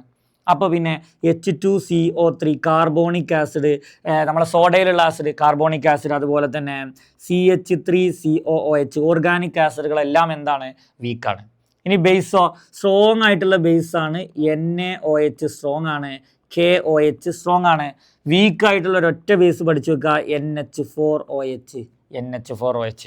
അപ്പോൾ അതും കൂട്ടത്തിൽ അറിഞ്ഞിരിക്കട്ടോ. നോക്കി, ഹൈഡ്രോക്ലോറിക് ആസിഡും സൾഫ്യൂരിക് ആസിഡും നമുക്ക് അറിയുന്നതാണ്. അതൊക്കെ കൈമലായി കഴിഞ്ഞാൽ നന്നായിട്ട് പൊള്ളും. അപ്പോൾ സ്വാഭാവികമായിട്ടും അത് സ്ട്രോങ് വീര്യം കൂടിയ ആസിഡാണ്. കാർബോണിക് ആസിഡും ഓർഗാനിക് ആസിഡുകളും ഒന്നും എന്തല്ല, സ്ട്രോങ് അല്ല. അത് ആസിഡാണ്, ബട്ട് വീക്കാണ്, വീര്യം കുറഞ്ഞതാണ്. ഓക്കെ. എന്നാൽ NaOH KOH ബേസ് ആണ്, വീര്യം കൂടിയ ബേസ്. എന്നാൽ NH4OH വീര്യം കുറഞ്ഞ ബേസുമാണ്. ഓക്കെ. ഇനി നമ്മൾ ചോദ്യത്തിലേക്ക് പോവാം.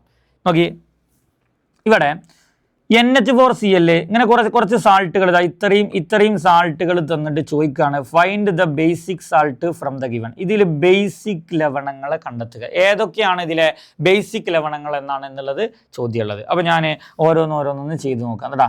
ഓക്കെ. ഇതിൽ നിന്ന് നിർബന്ധമായിട്ട് നിങ്ങൾ സാൾട്ട് എന്ന് പറയുന്ന ഭാഗത്തു നിന്ന് ഒരു ചോദ്യങ്ങളോട് ചോദിക്കും. അതുകൊണ്ട് കൃത്യമായിട്ട് മനസ്സിലാക്കുക. NH4Cl.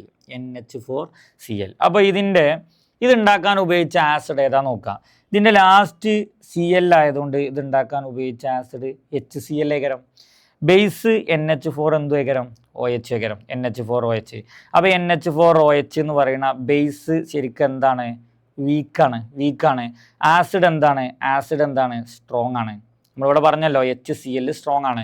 സോ ആസിഡ് മാത്രം സ്ട്രോങ് ആയാൽ ഇതിന് എന്ത് നേച്ചറാണ് ഉണ്ടാവുക? ഇതിന് അസിഡിക് നേച്ചറാണ് ഉണ്ടാവുക. അപ്പോൾ അത് കിട്ടി. ഓക്കെ.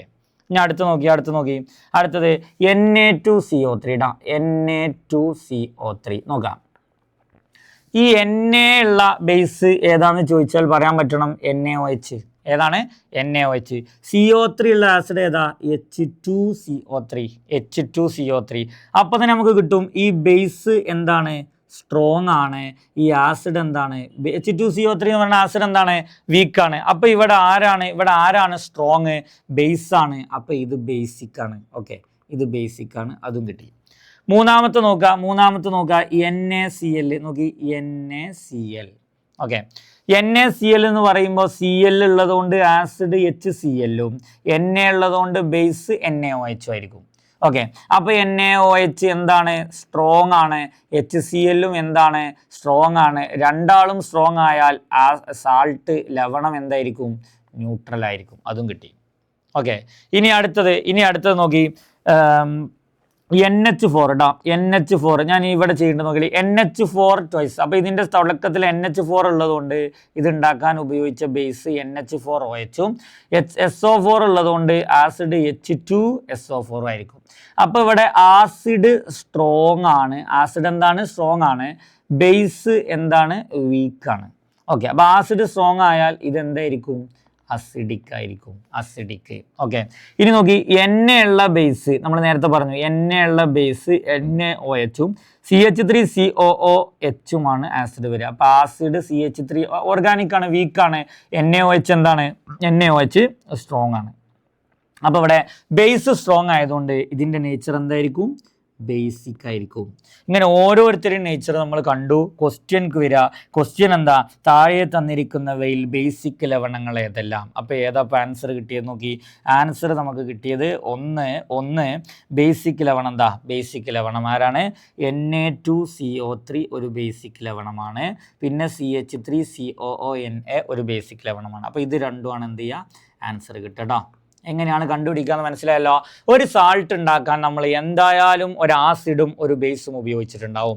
ആ ആസിഡും ബേസും ഏതാണ് തിരിച്ചറിയുക. അതിൽ ഏതിനാണ് വീര്യം കൂടുതൽ, ഏതിനാണ് വീര്യം കുറവ് നോക്കുക. രണ്ടിനും വീര്യം കൂടുതലാണെങ്കിൽ ന്യൂട്രൽ, ആസിഡിന് വീര്യം കൂടുതലാണെങ്കിൽ അസിഡിക്, ബേസിന് വീര്യം കൂടുതലാണെങ്കിൽ ബേസിക്. ഇങ്ങനെയാണ് ചെയ്യേണ്ടത് കേട്ടോ. ന്യൂട്രൽ ലവണങ്ങൾ എങ്ങനെയാണ് തയ്യാറാക്കുക എന്നുള്ളൊരു ചോദ്യമുണ്ട്. ഞാൻ ചെയ്യണില്ല. അതാ ഇവിടെ കൃത്യമായി പറഞ്ഞിട്ടുണ്ട്. ന്യൂട്രൽ ലവണങ്ങൾ ഉണ്ടാക്കാൻ സ്ട്രോങ് ആസിഡും സ്ട്രോങ് ബേസും കൂട്ടി ചേർക്കണം. ഓക്കെ. വീര്യം കൂടിയ ആസിഡും വീര്യം കൂടിയ ബേസും കൂടിയാൽ ന്യൂട്രൽ ലവണം കിട്ടും.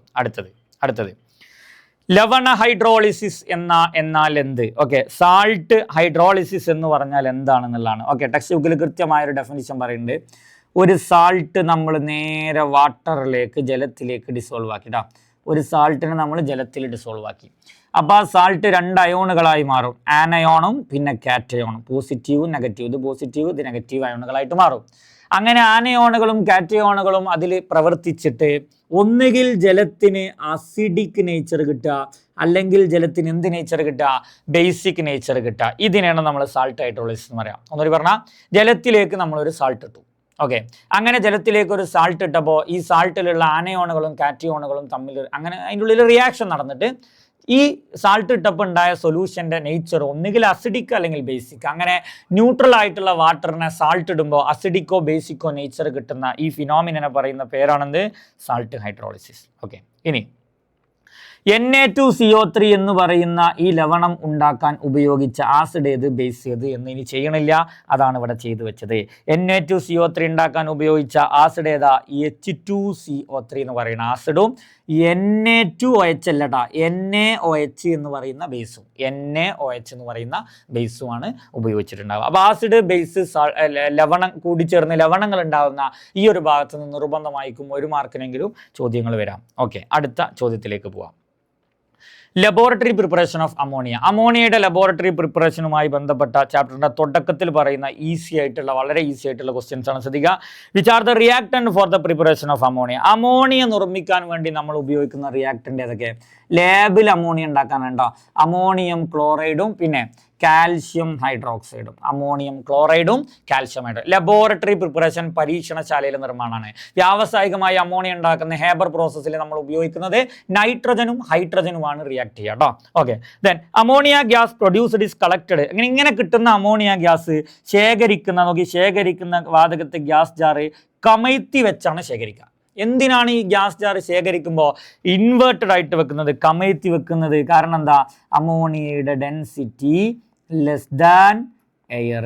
എയറിനേക്കാൾ വായുവിനേക്കാൾ എന്ത് കുറവാണ്? സാന്ദ്രത കുറവായതുകൊണ്ട് എന്നാണ് ആൻസർ വരേണ്ടത് കേട്ടോ. ഓക്കെ, മൂന്നാമത്തെ ചോദ്യം നോക്കാം. അമോണിയയിലെ ജലാംശം നീക്കം ചെയ്യുന്നതിനായി ഉപയോഗിക്കുന്ന പദാർത്ഥത്തിന്റെ പേരെന്താണ്? ഓക്കെ, അമോണിയയിലുള്ള മോയിസ്ചറിനെ റിമൂവ് ചെയ്യാൻ ഉപയോഗിക്കുന്ന സബ്സ്റ്റൻസിന്റെ പേരാണെന്ത്? ക്യുക്ക് ലൈം അഥവാ CaO. ക്യുക്ക് ലൈം, മലയാളത്തിൽ നീറ്റു കക്ക എന്ന് പറയും കേട്ടോ. നീറ്റു കക്ക. ഓക്കെ, ക്യുക്ക് ലൈം അല്ലെങ്കിൽ CaO. ഓക്കെ, ഇനി ലാസ്റ്റ് ഒരു ക്വസ്റ്റ്യൻ ഉണ്ട്. അമോണിയ ഉണക്കാൻ എന്ന് പറഞ്ഞാൽ അമോണിയയിലെ ഡ്രൈ ആക്കാൻ, ജലാംശത്തിനെ നീക്കം ചെയ്യാൻ ഗാഢ സൾഫ്യൂരിക്, നമ്മൾ നേരത്തെ പറഞ്ഞിട്ടുണ്ട് ഗാഢ സൾഫ്യൂരിക് ആസിഡ് എന്ന് പറയുന്നത് നല്ലൊരു ശോഷകാരകമാണ്, ഡ്രൈയിങ് ഏജന്റ് ഉള്ള ഒരാളാണ്. പക്ഷെ ഇവിടെ നമ്മൾ നീറ്റു കക്കയാണ് ഉപയോഗിക്കുന്നത്. അപ്പോൾ എന്തുകൊണ്ടാണ് ഈ സൾഫ്യൂരിക് ആസിഡ് അവിടെ ഉപയോഗിക്കാത്തത്? നോക്കിയോളി. അമോണിയ എന്ന് പറയുന്ന ആള് എന്ത് സ്വഭാവമുള്ള ആളാ? ബേസിക് സ്വഭാവമുള്ള ആളാണ്. ഓക്കെ, നമ്മൾ അതിന് സൾഫ്യൂരിക് ആസിഡ് ഉപയോഗിച്ചാൽ ഇതിന് എന്ത് സ്വഭാവമാണ്? ആസിഡ് സ്വഭാവമാണ്. അപ്പോൾ ഈ ബേസ് ആസിഡുമായി പ്രവർത്തിച്ച് അവിടെ എന്തുണ്ടാവും? സാൾട്ട് അഥവാ ലവണങ്ങൾ ഉണ്ടാവും. നമ്മൾ ലവണങ്ങൾ ഉണ്ടാക്കാൻ വേണ്ടിയിട്ടാണോ അവിടെ സൾഫ്യൂരിക് ആസിഡിന് വെക്കുന്നത്? അല്ല, നമ്മൾ എന്തിനാണ് ഉപയോഗിച്ചത്? അതിലെ ജലാംശത്തിന് നീക്കം ചെയ്യാൻ വേണ്ടിയിട്ടാണ് സൾഫ്യൂരിക് ആസിഡിനെ ഉപയോഗിച്ചിട്ടുള്ളത്. അപ്പോൾ അമോണിയയുടെ പരീക്ഷണശാലയിലെ നിർമ്മാണത്തിൽ പഠിക്കേണ്ട ടോപ്പിക്കുകൾ: ഒന്ന്, നിർമ്മിക്കാൻ ഉപയോഗിക്കുന്ന അസംസ്കൃത വസ്തുക്കൾ ഏതൊക്കെയാണ്, ആരൊക്കെ വെച്ചിട്ടാണ് ഇത് ഉണ്ടാക്കുക എന്നുള്ളത്. പിന്നെ അത് നീറ്റുകക്കയിലൂടെ കടത്തിവിടുന്നത് എന്തിനാണ്? ജലാംശത്തിന് നീക്കം ചെയ്യാനാണ്. അങ്ങനെ അത് ശേഖരിക്കുന്ന ഗ്യാസ് ജാറിനെ കമഴ്ത്തി വെക്കുന്നത് എന്തിനാണ്? വായുവിനേക്കാൾ സാന്ദ്രത കുറവായതുകൊണ്ടാണ്. റെഡി, അടുത്ത ചോദ്യത്തിലേക്ക് പോവാം. അമോണിയയുമായി ബന്ധപ്പെട്ട് ചാപ്റ്ററിന്റെ തുടക്കഭാഗത്തിൽ പറയുന്ന ഒരു ഫൗണ്ടെയിൻ എക്സ്പെരിമെന്റ്, ഒരു പരീക്ഷണമാണ് പറയുന്നത്. ആദ്യം ഞാൻ ഈ പരീക്ഷണം ഒന്ന് എക്സ്പ്ലെയിൻ ചെയ്യാം. നോക്കാം. ഒരു ഗ്ലാസിന്റെ ഒരു ട്യൂബ്, ഒരു ഫ്ലാസ്ക് ഉണ്ട് കേട്ടോ. ഈ ഫ്ലാസ്കിൽ നമ്മൾ എന്തെടുത്തിട്ടുണ്ട്? ഡ്രൈ ആയിട്ടുള്ള അമോണിയ എടുത്തിട്ടുണ്ട്. എന്നിട്ട് ഈ ഫ്ലാസ്കിൽ നിന്നും ഒരു ട്യൂബ് നേരെ ഒരു ബീക്കറിലേക്ക് എടുത്തിട്ടുണ്ട്. ബീക്കറിൽ എന്തുണ്ട്? വാട്ടർ മിക്സ്ഡ് വിത്ത് ഫിനോഫ്താലിൻ ചേർത്ത വാട്ടർ ഉണ്ട്. എന്നിട്ട് ഈ സൈഡിൽ ഇങ്ങനെ എന്തുണ്ട്? ഒരു സിറിഞ്ച് കാണാം. സിറിഞ്ചിന്റെ ഉള്ളിലും എന്താണുള്ളത്? വാട്ടറാണുള്ളത്. ഇനി ഞാൻ ചെയ്യാൻ പോകുന്നത് എന്താ വെച്ചാൽ ഈ സിറിഞ്ച് ജസ്റ്റ് ഒന്ന് പ്രസ് ചെയ്യും. അപ്പോൾ ഇവിടെ 1-2 തുള്ളി ജലം ഇതിലേക്ക് വരും. അങ്ങനെ സിറിഞ്ച് പ്രസ് ചെയ്ത് ഇവിടെ ജലം എത്തിയാൽ ഇതിൻ്റെ ഉള്ളിൽ അമോണിയ കംപ്ലീറ്റ് ആ ജലത്തിൽ എന്തെയും ലയിക്കും. ഓക്കെ, കാരണം എന്താ? അമോണിയയുടെ പ്രോപ്പർട്ടിയിൽ പഠിച്ചു വെച്ചിട്ടുണ്ട്. Ammonia highly soluble in water. Ammonia നന്നായിട്ട് ജലത്തിൽ എന്ത് ചെയ്യുന്നു? ലയിക്കുന്നു. അപ്പോൾ ഇതിൻ്റെ ഉള്ളിലെ അമോണിയ കംപ്ലീറ്റ് ഈ സിറിഞ്ചിൽ നിന്ന് ചേർത്ത ജലത്തിൽ ലയിക്കും. അങ്ങനെ ഇതിൻ്റെ ഉള്ളിലെ പ്രഷർ, മർദ്ദം എന്ത് ചെയ്യും? കുറയും. അപ്പോൾ ഇതിൻ്റെ ഉള്ളിലെ പ്രഷർ, മർദ്ദം കുറയുമ്പോൾ ഈ താഴത്തുനിന്ന് ഈ ട്യൂബിലൂടെ നേരെ മേലേക്ക് വെള്ളം എന്ത് ചെയ്യാൻ തുടങ്ങും? റഷ് ചെയ്യാൻ ചെയ്യും, ഇരച്ച് കയറാൻ തുടങ്ങും. മുകളിലെത്തുമ്പോൾ ഒരു പ്രത്യേകത, ഈ വെള്ളത്തിന് ഫിനോഫ്താലിൻ ഉള്ളതുകൊണ്ട് ഇത് മേലെത്തുമ്പോൾ എന്ത് കളറായിട്ട് മാറും ചെയ്യും? പിങ്ക് കളറായിട്ട് മാറും ചെയ്യും. ഇതാണ് പരീക്ഷണം. ഓക്കെ, ചോദ്യം നോക്കാം. അമോണിയ ജലത്തിൽ നന്നായി ലയിക്കുന്ന വാതകമാണെന്ന് പരീക്ഷണത്തിലെ ഏത് നിരീക്ഷണമാണ് തെളിയിച്ചത്? ഏത് നിരീക്ഷണ? ഈ ബീക്കറിലെ ജലം നേരെ മേലക്കണ്ട് ഇരച്ച് കയറി എന്നാണ് നമ്മൾ പറഞ്ഞത്. അത് എന്തുകൊണ്ടാണ് പറഞ്ഞത്? സിറിഞ്ചിൽ നിന്ന് ജലം ഇവിടെ ചേർത്തപ്പോൾ ഈ കണ്ട അമോണിയ മുഴുവൻ ഇതിലെന്ത് ചെയ്തു? ലയിച്ചു. അപ്പോൾ ഇതിൻ്റെ ഉള്ളിലെ മർദ്ദം എന്ത് ചെയ്തു? കുറഞ്ഞു. അപ്പോൾ നേരെ വെള്ളം മുകളിലേക്കാണ് കയറി. കാരണം അവിടെ ഉള്ളിൽ മർദ്ദം കുറവായതുകൊണ്ട് ഇവിടുന്ന് തള്ളിയിട്ട് വെള്ളം പോയി.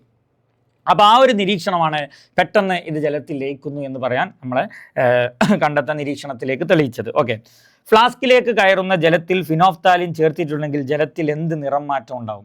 ഫിനോഫ്താലിൻ ചേർത്താൽ അതിലെന്ത് നിറം മാറ്റം ഉണ്ടാവും? ജലം എന്ത് കളറായി മാറും? പിങ്ക് ആയിട്ട് മാറും. ഈ നിറം മാറ്റം അമോണിയയുടെ ഏത് സ്വഭാവത്തിനെ സൂചിപ്പിക്കുന്നു? അമോണിയയുടെ ഏത് സ്വഭാവമാണ്? ബേസിക് നേച്ചർ, ബേസിക സ്വഭാവം. അമോണിയ ജലത്തിൽ ലയിക്കുമ്പോൾ ഉണ്ടാകുന്ന ഉൽപ്പന്നം, ഇതിൻ്റെ രാസസമവാക്യം ഇതാണ് എഴുതേണ്ടത്. നോക്കിയോളൂ, ഇടാം. അമോണിയ NH3 ജലത്തിൽ ലയിച്ചു, H2O. ഓക്കെ, ദെൻ അങ്ങനെ നമുക്ക് എന്ത് കിട്ടി? NH4OH കിട്ടും. എന്ത് കിട്ടും? NH4OH. അപ്പോൾ അതിൻ്റെ സമവാക്യം ചോദിച്ചു, അത് എഴുതി. ഇനി ഉൽപ്പന്നം ചോദിച്ചാൽ ഇതാ NH4OH. That means ammonium hydroxide എന്ന് പറയുന്ന ഒരു ഉൽപ്പന്നമാണ് കിട്ടിയത്. അപ്പോൾ അമോണിയയുടെ ഭാഗത്ത് വരുന്ന ഒരു ഫൗണ്ടെയിൻ എക്സ്പെരിമെൻറ്റിൽ നിന്നുള്ള 4 മാർക്കിൻ്റെ ചോദ്യങ്ങളാണ് ഇപ്പോൾ ചെയ്തിട്ടുള്ളത്. ഓക്കെ അല്ലേ? ഇത് 1 മാർക്കിന് ചോദിക്കട്ടോ. അമോണിയ ജലത്തിൽ ലയിച്ചാൽ കിട്ടുന്ന ഉൽപ്പന്നത്തിൻ്റെ പേരാണ് അമോണിയം ഹൈഡ്രോക്സൈഡ്, NH4OH. ഓക്കെ, അടുത്ത ചോദ്യത്തിലേക്ക് പോകാം. ഓക്കെ, നിങ്ങളുടെ ടെക്സ്റ്റ് ബുക്കിൽ പറയുന്ന മറ്റൊരു ചെറിയ ഒരു പരീക്ഷണവുമായി ബന്ധപ്പെട്ട ചോദ്യമാണ്. നോക്കിയോളൂ, ഇതാ. ഈ ഗ്ലാസിൻ്റെ ഉള്ളിൽ നമ്മൾ ആദ്യം HCl മുക്കിയ ഒരു പഞ്ഞി എടുത്തിട്ടുണ്ട്. ഇവിടെ നമ്മൾ അമോണിയയിൽ മുക്കിയ ഒരു പഞ്ഞി എടുത്തിട്ടുണ്ട്. എന്നിട്ട് ഇത് നന്നായിട്ട് അടച്ചു വെച്ചിട്ടുണ്ട്. കുറച്ച് കഴിയുമ്പോൾ ഈ അമോണിയ എങ്ങനെ കിട്ടും? ഈ HCl ഇങ്ങനെ വന്നിട്ട് ഇത് രണ്ടും ഇങ്ങനെ കൂടിച്ചേർന്ന് ഇവിടെ ഇതിൻ്റെ സെൻറ്ററിൽ ശ്രദ്ധിക്കുക, ഇവിടെ ഇങ്ങനെ നല്ല NH4Cl വെളുത്ത കട്ടിയുള്ള പുക ഉണ്ടാവും. അപ്പോൾ എന്താ ഇപ്പോൾ സംഭവിച്ചതെന്ന് ചോദിച്ചാൽ ഇതാ, ഈ അമോണിയയും ഈ HCl എന്താ ഇവിടെ ആരാളുള്ളത്? ഇവിടെ HCl ഉണ്ട്. ഇവിടെ ആരാളുള്ളത്? അമോണിയ ഉണ്ട്. HCl അമോണിയ ഉണ്ട് കേട്ടോ.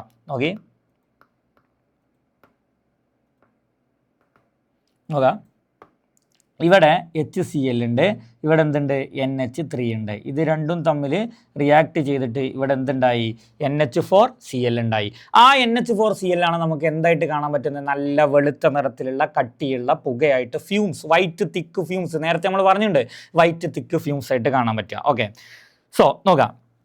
Which chemical is responsible for the formation of A dense smoke inside the tube? നല്ല വെളുത്ത കട്ടിയുള്ള പുക രൂപപ്പെടാൻ കാരണമായ രാസവസ്തു അതാരാ?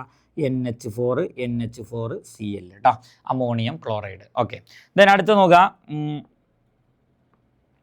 ഈ രാസപ്രവർത്തനത്തിൻ്റെ സമവാക്യം ഇതാ, ഈസിയാണ്. നോക്കിയാൽ NH3 HCl റിയാക്ട് ചെയ്തിട്ട് NH4 എന്തുണ്ടായി? NH4Cl ഉണ്ടായി. റെഡി. ഓക്കെ, ഇവിടെ ഉണ്ടായ ഉൽപ്പന്നം ചൂടാക്കിയാൽ എന്ത് സംഭവിക്കും? ഈ ഉൽപ്പന്നത്തിന് ഞാൻ ഇവിടെ ഇങ്ങനെ ചൂടാക്കി കൊടുക്കുക, ഇവിടെ ഇങ്ങനെ ചൂടാക്കി കൊടുക്കുക. അങ്ങനെ ചൂടാക്കി കൊടുത്താൽ ആ ഉൽപ്പന്നം അവിടുന്ന് എന്താവും? അപ്രത്യക്ഷമാകും. എന്താകും? അപ്രത്യക്ഷമാവും. ഓക്കെ, ഡിസപ്പിയർ ആവും. എന്താവും? ഡിസപ്പിയർ ആവും. ഓക്കെ, കാരണം എന്താ? ഇത് ഇവിടെ നിന്നാണ് ചൂടാക്കുമ്പോൾ ശ്രദ്ധിച്ചോളൂ, ഇത് ഇവിടെ ചൂടാക്കുമ്പോൾ ഇത് വീണ്ടും HCl-ഉം അമോണിയയുമായിട്ട് എന്ത് ചെയ്യും? സെപ്പറേറ്റ് ആവും. അപ്പോൾ പിന്നെ അവിടെ പുക എന്ത് ചെയ്യാൻ പറ്റില്ല? കാണാൻ പറ്റില്ല.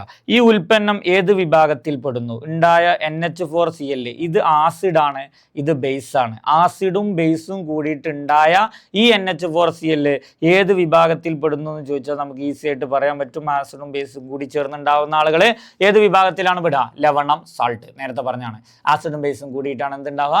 ലവണങ്ങൾ ഉണ്ടാവുക. ഓക്കെ, ഇനി അമോണിയയുടെ വ്യാവസായിക നിർമ്മാണത്തിൻ്റെ പേരാണ് ഹേബർ പ്രോസസ്സ്. ഹേബർ പ്രക്രിയയുമായി ബന്ധപ്പെട്ട വളരെ ഇമ്പോർട്ടൻ്റ് ആയിട്ടുള്ള ചോദ്യങ്ങൾ നോക്കാം. അമോണിയയുടെ വ്യാവസായിക നിർമ്മാണമാണ് ഹേബർ പ്രക്രിയ. 1, ഇതിൽ ഉപയോഗിക്കുന്ന ഉൽപ്രേരകത്തിൻ്റെ പേര്. നോക്കിയോളി, ഉൽപ്രേരകത്തിൻ്റെ പേര് സ്പോഞ്ച് അയൺ എന്നാണ് കേട്ടോ, സ്പോഞ്ച് അയൺ. അപ്പോൾ ഹേബർ പ്രക്രിയയിൽ ഉപയോഗിക്കുന്ന ഉൽപ്രേരകത്തിൻ്റെ പേരെന്താണ്? Sponge iron. കൂടുതൽ അമോണിയ ലഭിക്കാൻ ഈ പ്രക്രിയയിൽ ഉപയോഗിക്കുന്ന അനുകൂല താപനില, ഒപ്റ്റിമം ടെമ്പറേച്ചർ എത്രയാണ്? ഹേബർ പ്രക്രിയയിൽ ഉപയോഗിക്കുന്ന ഒപ്റ്റിമം ടെമ്പറേച്ചർ പഠിച്ചു വെക്കുക, 450 ഡിഗ്രി സെൽഷ്യസ്. എന്താണ്? 450 ഡിഗ്രി സെൽഷ്യസ് കേട്ടോ. ഓക്കെ, അടുത്തത് ഹേബർ പ്രക്രിയയുടെ രാസസമവാക്യം എഴുതുക. ഹേബർ പ്രക്രിയയുടെ രാസസമവാക്യം എങ്ങനെ എഴുതുക? Nitrogen N2+ 3H2 reversible 2NH3 plus എന്തുണ്ടാവും? ഹീറ്റ് ഉണ്ടാവും കേട്ടോ, പ്ലസ് ഹീറ്റ്, താപം ഉണ്ടാവും. അപ്പോൾ N2+ 3H2 റിവേഴ്സിബിൾ 2NH3 എന്ന് പറയുന്നതാണ് അമോണിയയുടെ ഹേബർ പ്രോസസ്സിൻ്റെ എന്തെന്ന് പറയുന്നത്? ഇക്വേഷൻ എന്ന് പറയുന്നത് കേട്ടോ. Okay, ready. ഓക്കെ, ഇനി ഇവിടെ ഒരു ക്വസ്റ്റ്യൻ കൂടിയുണ്ട്. സി ക്വസ്റ്റ്യൻ നമ്മൾ ചെയ്തിട്ടില്ല. ലിക്വർ അമോണിയയും ലിക്വിഡ് അമോണിയയും തമ്മിലുള്ള വ്യത്യാസം എന്താ? നോക്കില്ലേ, അമോണിയ ശരിക്ക് വാതകമാണ്. എന്താണ്? വാതകം, ഗ്യാസ്. അതിന് നമ്മൾ നല്ല പ്രഷർ, മർദ്ദം കൊടുത്തിട്ട് നമുക്ക് അതിനെന്താക്കാം? ലിക്വിഡാക്കുക. എന്താക്കുക? ലിക്വിഡാക്കുക. അപ്പോൾ അമോണിയ ഇപ്പോൾ എന്തായി? ലിക്വിഡായി. അങ്ങനെ ലിക്വിഡാക്കിയ അമോണിയനാണ് നമ്മൾ എന്ത് പറയാം? ലിക്വിഡ് അമോണിയ എന്ന് പറയാം. അമോണിയ വാതകത്തിനെ മർദ്ദം ഉപയോഗിച്ച് ദ്രാവകമാക്കി മാറ്റിയാൽ അതിനെ പറയുന്ന പേരാണെന്ത്? Liquid ammonia. എന്നാൽ എന്താണ് ഈ ലിക്കർ അമോണിയ? നോക്കളി, അമോണിയയുടെ ഗാഢ ജലീയ ലായനി, ഇതിനാണ് ലിക്കർ അമോണിയ എന്ന് പറയാം. Okay, concentrated aqueous solution of ammonia, concentrated aqueous solution of ammonia, അല്ലെങ്കിൽ അമോണിയയുടെ ഗാഢ ജലീയ ലായനിയെ പറയുന്ന പേരാണെന്ത്? Liquor ammonia. അമോണിയ വാതകത്തെ മർദ്ദം ഉപയോഗിച്ച് ലിക്വിഡാക്കി മാറ്റിയാൽ അതിൻ്റെ പേരാണ് ലിക്വിഡ് അമോണിയ. അപ്പോൾ ഹേബർ പ്രോസസ്സിൽ പഠിച്ചു വെക്കേണ്ട പോയിന്റുകൾ തന്നെയാണ് പറഞ്ഞിട്ട് അമോണിയയുടെ വ്യാവസായിക നിർമ്മാണത്തിന് പറയുന്ന പേരാണെന്ത്? Haber process. അതിൻ്റെ ഇക്വേഷനാണ് N2+3H2 റിവേഴ്സിബിൾ 2NH3, അല്ലെങ്കിൽ താപം ഉണ്ടാവും. പിന്നെ അവിടെ ഉപയോഗിക്കുന്ന ഉൽപ്രേരകമാണ് സ്പോഞ്ച് അയൺ. അവിടെ ഉപയോഗിക്കുന്ന താപനിലയാണ് 450 ഡിഗ്രി സെൽഷ്യസ്. പിന്നെ അവിടെ കിട്ടുന്ന അമോണിയ വാതകാവസ്ഥയിലായിരിക്കും. സോ ആ വാതകാവസ്ഥയിലുള്ള അമോണിയയിൽ നല്ല മർദ്ദം ഉപയോഗിച്ച് അതിനെ ദ്രാവകമാക്കി മാറ്റിയാൽ അതിനെ പറയുന്ന പേര് ലിക്വിഡ് അമോണിയ. ദെൻ അമോണിയയുടെ ഗാഢ ജലീയ ലായനിയെ അല്ലെങ്കിൽ കോൺസെൻട്രേറ്റഡ് അക്വസ് സൊല്യൂഷനെ പറയുന്ന പേരാണെന്ത്? ലിക്കർ അമോണിയ എന്ന് പറയുന്നത്. റെഡി? ഓക്കെ, അടുത്തത് 16ാമത്തെ ചോദ്യം നോക്കാം. അമോണിയയുടെ ഹേബർ പ്രോസസ്സും ലേഷാറ്റിന്റെ പ്രിൻസിപ്പിളൊക്കെ മിക്സ് ചെയ്തിട്ടുള്ള ഒരു ക്വസ്റ്റ്യൻ ആണ്. നോക്കട്ടോ, N2+3H2 റിവേഴ്സിബിൾ 2NH3 എന്ന് പറയുന്ന ഈ ഒരു ഇക്വേഷൻ തന്നിട്ട് ചോദിക്കാണ് ഇതൊരു എക്സോതെർമിക് ആണോ അതൊരു എൻഡോതെർമിക് റിയാക്ഷൻ ആണോ? നോക്കി, ഇവിടെയാണ് ഹീറ്റ് ഉണ്ടായത്. ഉൽപ്പന്നത്തിന്റെ ഭാഗത്ത് ഹീറ്റ് ഉണ്ടായാൽ സ്വാഭാവികമായിട്ടും ഇത് ഏത് റിയാക്ഷൻ ആയിരിക്കും? എക്സോതെർമിക് ആയിരിക്കും. ഇവിടെയാണ് ഹീറ്റ് എന്നുണ്ടെങ്കിൽ ഇതെന്തായിരിക്കും? എൻഡോതെർമിക് ആയിരിക്കും. സോ ഇത് ആൻസർ നമുക്ക് ഇതെന്താണ്? എക്സോതെർമിക് ആണ്, അഥവാ താപ മോചക രാസപ്രവർത്തനമാണെന്ന് എഴുതാം. റെഡി? ഇനി what happened? ഈ പ്രവർത്തനത്തിൽ നൈട്രജന്റെ ഗാഢത വർദ്ധിപ്പിച്ചാൽ എന്ത് സംഭവിക്കും? നൈട്രജൻ ഇവിടെയാണ്, ഇതിൻ്റെ ഗാഢത കോൺസെൻട്രേഷൻ വർദ്ധിപ്പിച്ചു. അപ്പോൾ ഇത് നല്ലോണ്ട് കൂടി, ഇവിടെ കൂടിയാൽ നേരെ ഇവിടെ നിന്ന് ഇങ്ങോട്ടാണ് പോരും. ഇത് റിയാക്ഷനാ? ഫോർവേഡ് റിയാക്ഷൻ കൂടും. ഫോർവേഡ് റിയാക്ഷൻ കൂടിയാൽ എന്ത് കൂടും? പ്രൊഡക്റ്റ് കൂടും. ഫോർവേഡ് റിയാക്ഷൻ കൂടിയാൽ എന്ത് കൂടും? പ്രൊഡക്റ്റ് കൂടും. ഓക്കെ, അപ്പോൾ അത് കൃത്യമായിട്ട് പഠിച്ചു വെക്കണം. ഓക്കെ, ഒന്നുകൂടി പറഞ്ഞാൽ നൈട്രജൻ്റെ അളവ് ഇവിടെ കൂടി, അപ്പോൾ നേരെ ഇങ്ങോട്ട് പോരും. ഇതേത് റിയാക്ഷനാ? Forward reaction. ഫോർവേഡ് റിയാക്ഷൻ കൂടിയാൽ പ്രൊഡക്റ്റ് കൂടും. ഫോർവേഡ് റിയാക്ഷൻ കൂടിയാൽ പ്രൊഡക്റ്റ് കൂടും. പുരോപ്രവർത്തനം കൂടുന്നു, ഉൽപ്പന്നം കൂടുന്നു. ഇതാണ് ആൻസർ കേട്ടോ. അപ്പോൾ നമുക്ക് എന്ത് ചെയ്താൽ ഫോർവേഡ് റിയാക്ഷൻ കൂടുന്നു, പ്രൊഡക്റ്റ് കൂടുന്നു. ഓക്കെ, നമുക്ക് എന്ത് ചെയ്താൽ പുരോപ്രവർത്തനം കൂടുന്നു, അപ്പോൾ എന്ത് കൂടുന്നു? ഉൽപ്പന്നം കൂടുന്നു എന്ന ആൻസർ ചെയ്താൽ. റെഡി? അടുത്ത ചോദ്യത്തിലേക്ക് പോകാൻ. മൂന്നാമത്തെ, അമോണിയ നീക്കം ചെയ്താൽ പുരോപ്രവർത്തനത്തിന് നിരക്ക് എന്ത് മാറ്റം സംഭവിക്കും? ഒന്ന് നോക്കി, അമോണിയ ഇവിടെ ഉണ്ട്. നോക്കി, അമോണിയ ഇവിടെ ഉണ്ട്. ഇതാ അമോണിയ. ഇത് നീക്കം ചെയ്യാന്ന് പറയുമ്പോൾ ഇതിൻ്റെ അളവ് പറ്റങ്ങോട്ട് കുറയും. അപ്പോൾ ഇവിടെ പറ്റ അളവ് കുറയുമ്പോൾ അവിടുന്ന് ഇങ്ങോട്ടേക്കും പോരുക, കാരണം ഇവിടെ കുറേ ഉണ്ട്. ശ്രദ്ധിക്കണം. അമോണിയ നീക്കം ചെയ്തു പറയുമ്പോൾ ഇവിടെ അമോണിയൻ്റെ അളവ് കുറഞ്ഞ് പറ്റത്തായി വരുന്നത്. അപ്പോൾ ഇവിടെ അമോണിയയുടെ അളവ് ഇത്രയുണ്ട്, കൂടുതലാണ്. അപ്പോൾ ഇത് ഇവിടുന്ന് നേരെ ഇങ്ങോട്ട് പോരും. അതേത് റിയാക്ഷനാ? ഫോർവേഡ് റിയാക്ഷൻ കൂടി. അപ്പോൾ അമോണിയ നീക്കം ചെയ്താൽ പുരോപ്രവർത്തനത്തിൻ്റെ നിരക്ക് എന്ത് സംഭവിക്കുന്നു? കൂടുന്നു. പുരോപ്രവർത്തന നിരക്ക് കൂടുന്നു. Last, what change will occur in the amount of product if the pressure is increased in this reaction? പ്രഷറിന്റെ മർദ്ദത്തിന്റെ സ്വാധീനമാണ് ചോദിക്കുന്നത്. മർദ്ദം കൂട്ടിയാൽ ഉൽപ്പന്നത്തിന്റെ അളവിൽ എന്ത് മാറ്റം എന്നുള്ളതാണ്. നോക്കിയാൽ ഇവിടെ ഒരു N2 ആണുള്ളത്, ഇവിടെ 3 H2, ടോട്ടൽ ഇവിടെ 3 ആൾക്കാരുണ്ട്. 4 ആൾക്കാരുണ്ട് കേട്ടോ. സോറി, 4 ആളുകൾ ഇവിടെ ഉണ്ട്. ഇവിടെ ആണെങ്കിൽ എത്ര ആളേ ഉള്ളൂ? 2 ആളേ ഉള്ളൂ. ഓക്കെ, നമ്മൾ പറഞ്ഞു മർദ്ദം കൂട്ടാനല്ലേ പറഞ്ഞ, പ്രഷർ ഇൻക്രീസ്ഡ്, മർദ്ദം കൂട്ടാൻ പറഞ്ഞു കേട്ടോ. മർദ്ദം കൂട്ടിയാൽ കൂടിയ ഭാഗത്ത് നിന്ന് കുറഞ്ഞ ഭാഗത്തേക്കാണ് പോരും. അപ്പോൾ ഇവിടെ നിന്നിട്ട് അത് ഫോർവേഡാണ്. ഫോർവേഡ് കൂടുന്നു, പുരോപ്രവർത്തനം കൂടുന്നു. അപ്പോൾ നമുക്ക് പറയാൻ പറ്റും ഉൽപ്പന്നത്തിൻ്റെ അളവ് എന്ത് ചെയ്യുന്നു? കൂടുന്നു. അപ്പോൾ ആൻസർ എന്താ? ഉൽപ്പന്നത്തിൻ്റെ അളവ് എന്ത് ചെയ്യുന്നു? കൂടുന്നു. ഉൽപ്പന്നത്തിൻ്റെ അളവ് കൂടുന്നു. അപ്പോൾ ഇവിടെയും ഇൻക്രീസസ് എന്നാണ് ആൻസർ വരിക. ഇൻക്രീസസ്. റെഡി? അപ്പോൾ അമോണിയയുടെ ഹേബർ പ്രോസസ്സിൽ ലേഷാറ്റിന്റെ തത്വം അപ്ലൈ ചെയ്യുന്ന ഒരു ക്വസ്റ്റ്യൻ ആണ് ഇപ്പോൾ ചെയ്തിട്ടുള്ളത്. അപ്പോൾ കൃത്യമായിട്ട് നമുക്ക് അറിയണം, മർദ്ദത്തിന്റെ സ്വാധീനം ചോദിച്ചാൽ തന്മാത്രകളുടെ എണ്ണം കണ്ടുപിടിക്കുക, എന്നിട്ട് മർദ്ദം കൂട്ടിയാൽ കൂടിയ ഭാഗത്തുനിന്ന് കുറഞ്ഞ ഭാഗത്തേക്ക്, മർദ്ദം കുറച്ചാൽ കുറഞ്ഞ ഭാഗത്തുനിന്ന് കൂടിയ ഭാഗത്തേക്ക്. ഓക്കെ, N2 ആഡ് ചെയ്യാൻ പറഞ്ഞാൽ ഇവിടെ കൂടി, അപ്പം ഇങ്ങോട്ട്, അപ്പോൾ അത് ഫോർവേഡ്. NH3 ആഡ് ചെയ്യാൻ പറഞ്ഞാൽ ഇവിടെ കൂടി, അപ്പം ഇങ്ങോട്ട്, അത് ബാക്ക്വേഡ്. ഓക്കെ, NH3 നീക്കം ചെയ്യാൻ ഇവിടെ കുറഞ്ഞു, അപ്പം ഇങ്ങോട്ട്. ഓക്കെ, H2 നീക്കം ചെയ്യാൻ പറഞ്ഞാൽ ഇവിടെ കുറഞ്ഞു, അപ്പം നേരെ തിരിച്ചിങ്ങോട്ട്. അതിങ്ങനെ കൃത്യമായിട്ട് പഠിച്ച് പോകണം. ഫോർവേഡ് റിയാക്ഷൻ, പുരോപ്രവർത്തനം കൂടിയാൽ എപ്പോഴും മനസ്സിലാക്കുക, പുരോപ്രവർത്തനം കൂടിയാൽ ഉൽപ്പന്നത്തിന്റെ അളവ് എന്ത് ചെയ്യും? കൂടുന്നു. ഓക്കെ, നെക്സ്റ്റ് ക്വസ്റ്റ്യൻ നോക്കാം. സ്റ്റേറ്റ് ദ ലേസ്റ്റാറ്റിലെ പ്രിൻസിപ്പിൾ. ഓക്കെ, ഞാൻ അതിൻ്റെ ആൻസർ പറയുന്നില്ല, നിർബന്ധമായിട്ടും പഠിച്ചിരിക്കേണ്ട ഒരു പ്രിൻസിപ്പിൾ, ഒരു തത്വത്തിൻ്റെ ഡെഫിനിഷനാണ്. ഞാൻ ജസ്റ്റ് പറയുന്നുള്ളൂ, എഴുതുന്നില്ല. നിങ്ങൾ എല്ലാവരും പഠിച്ചിട്ട് പോവുക. എന്താണ്? when the concentration, pressure or temperature of a system at equilibrium is changed, the system will readjust itself so as to nullify the effect of that change and attain a new state of equilibrium. ഗാഢത, മർദ്ദം, താപനില എന്നിവയിൽ ഏതെങ്കിലും ഒന്നിൽ മാറ്റം വരുത്തിയാൽ ഈ മാറ്റം മൂലമുണ്ടാകുന്ന ഫലം ഇല്ലായ്മ ചെയ്യത്തക്ക വിധം വ്യൂഹം സ്വയം ഒരു പുനഃക്രമീകരണം നടത്തി പുതിയ സന്തുലനാവസ്ഥ കൈവരിക്കുന്നു എന്ന് പറയുന്ന ഒരു മാർക്കിന് ചോദിക്കാൻ സാധ്യതയുള്ള ഒരു ഡെഫിനിഷനാണ്. ഏറ്റവും ഇമ്പോർട്ടൻ്റ് ആണ്, കൃത്യമായിട്ട് പഠിച്ചിട്ട് പോവുക. ഓക്കെ, നോക്കി ഇനി ക്വസ്റ്റ്യൻ നോക്കാം.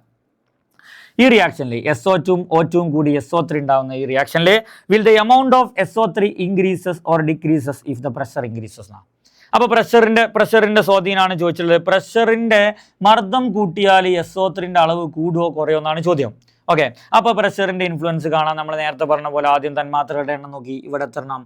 2. ഇവിടെ 1 അല്ലേ? 1. അപ്പോൾ 2 1 ഈ സൈഡിൽ ടോട്ടൽ 3, ഈ സൈഡിൽ ടോട്ടൽ 2. ഓക്കെ, ഇനി പറയും മർദ്ദം കൂട്ടിയാൽ കൂടിയ ഭാഗത്ത് നിന്ന് കുറഞ്ഞ ഭാഗത്തേക്ക്. അപ്പോൾ forward reaction.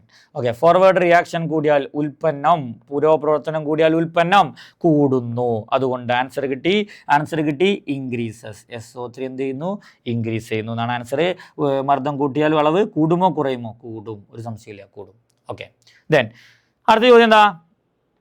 H2 + I2 reverse gives 2H എന്ന പ്രവർത്തനത്തിൽ മർദ്ദത്തിന് സ്വാധീനം ഉണ്ടോ? ഇല്ല, അത് നേരത്തെ പറഞ്ഞതാണ്.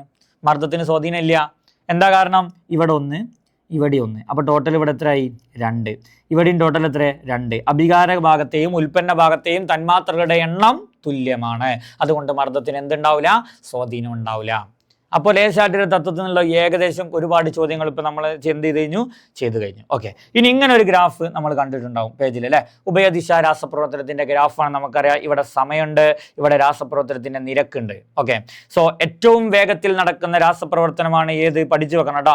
ഒരു രാസപ്രവർത്തനം തുടങ്ങുമ്പോൾ ആദ്യം നടക്കുന്ന രാസപ്രവർത്തനം ഫോർവേഡാണ്, അതിൻ്റെ സ്പീഡ് പതുക്കെ കുറഞ്ഞു വരും. എന്നാൽ ആദ്യം നടക്കാത്ത റിയാക്ഷൻ ആയിരിക്കും ബാക്ക്വേഡ്, പശ്ചാത് പ്രവർത്തനം, അതിൻ്റെ സ്പീഡ് പതുക്കെ എന്ത് ചെയ്യും?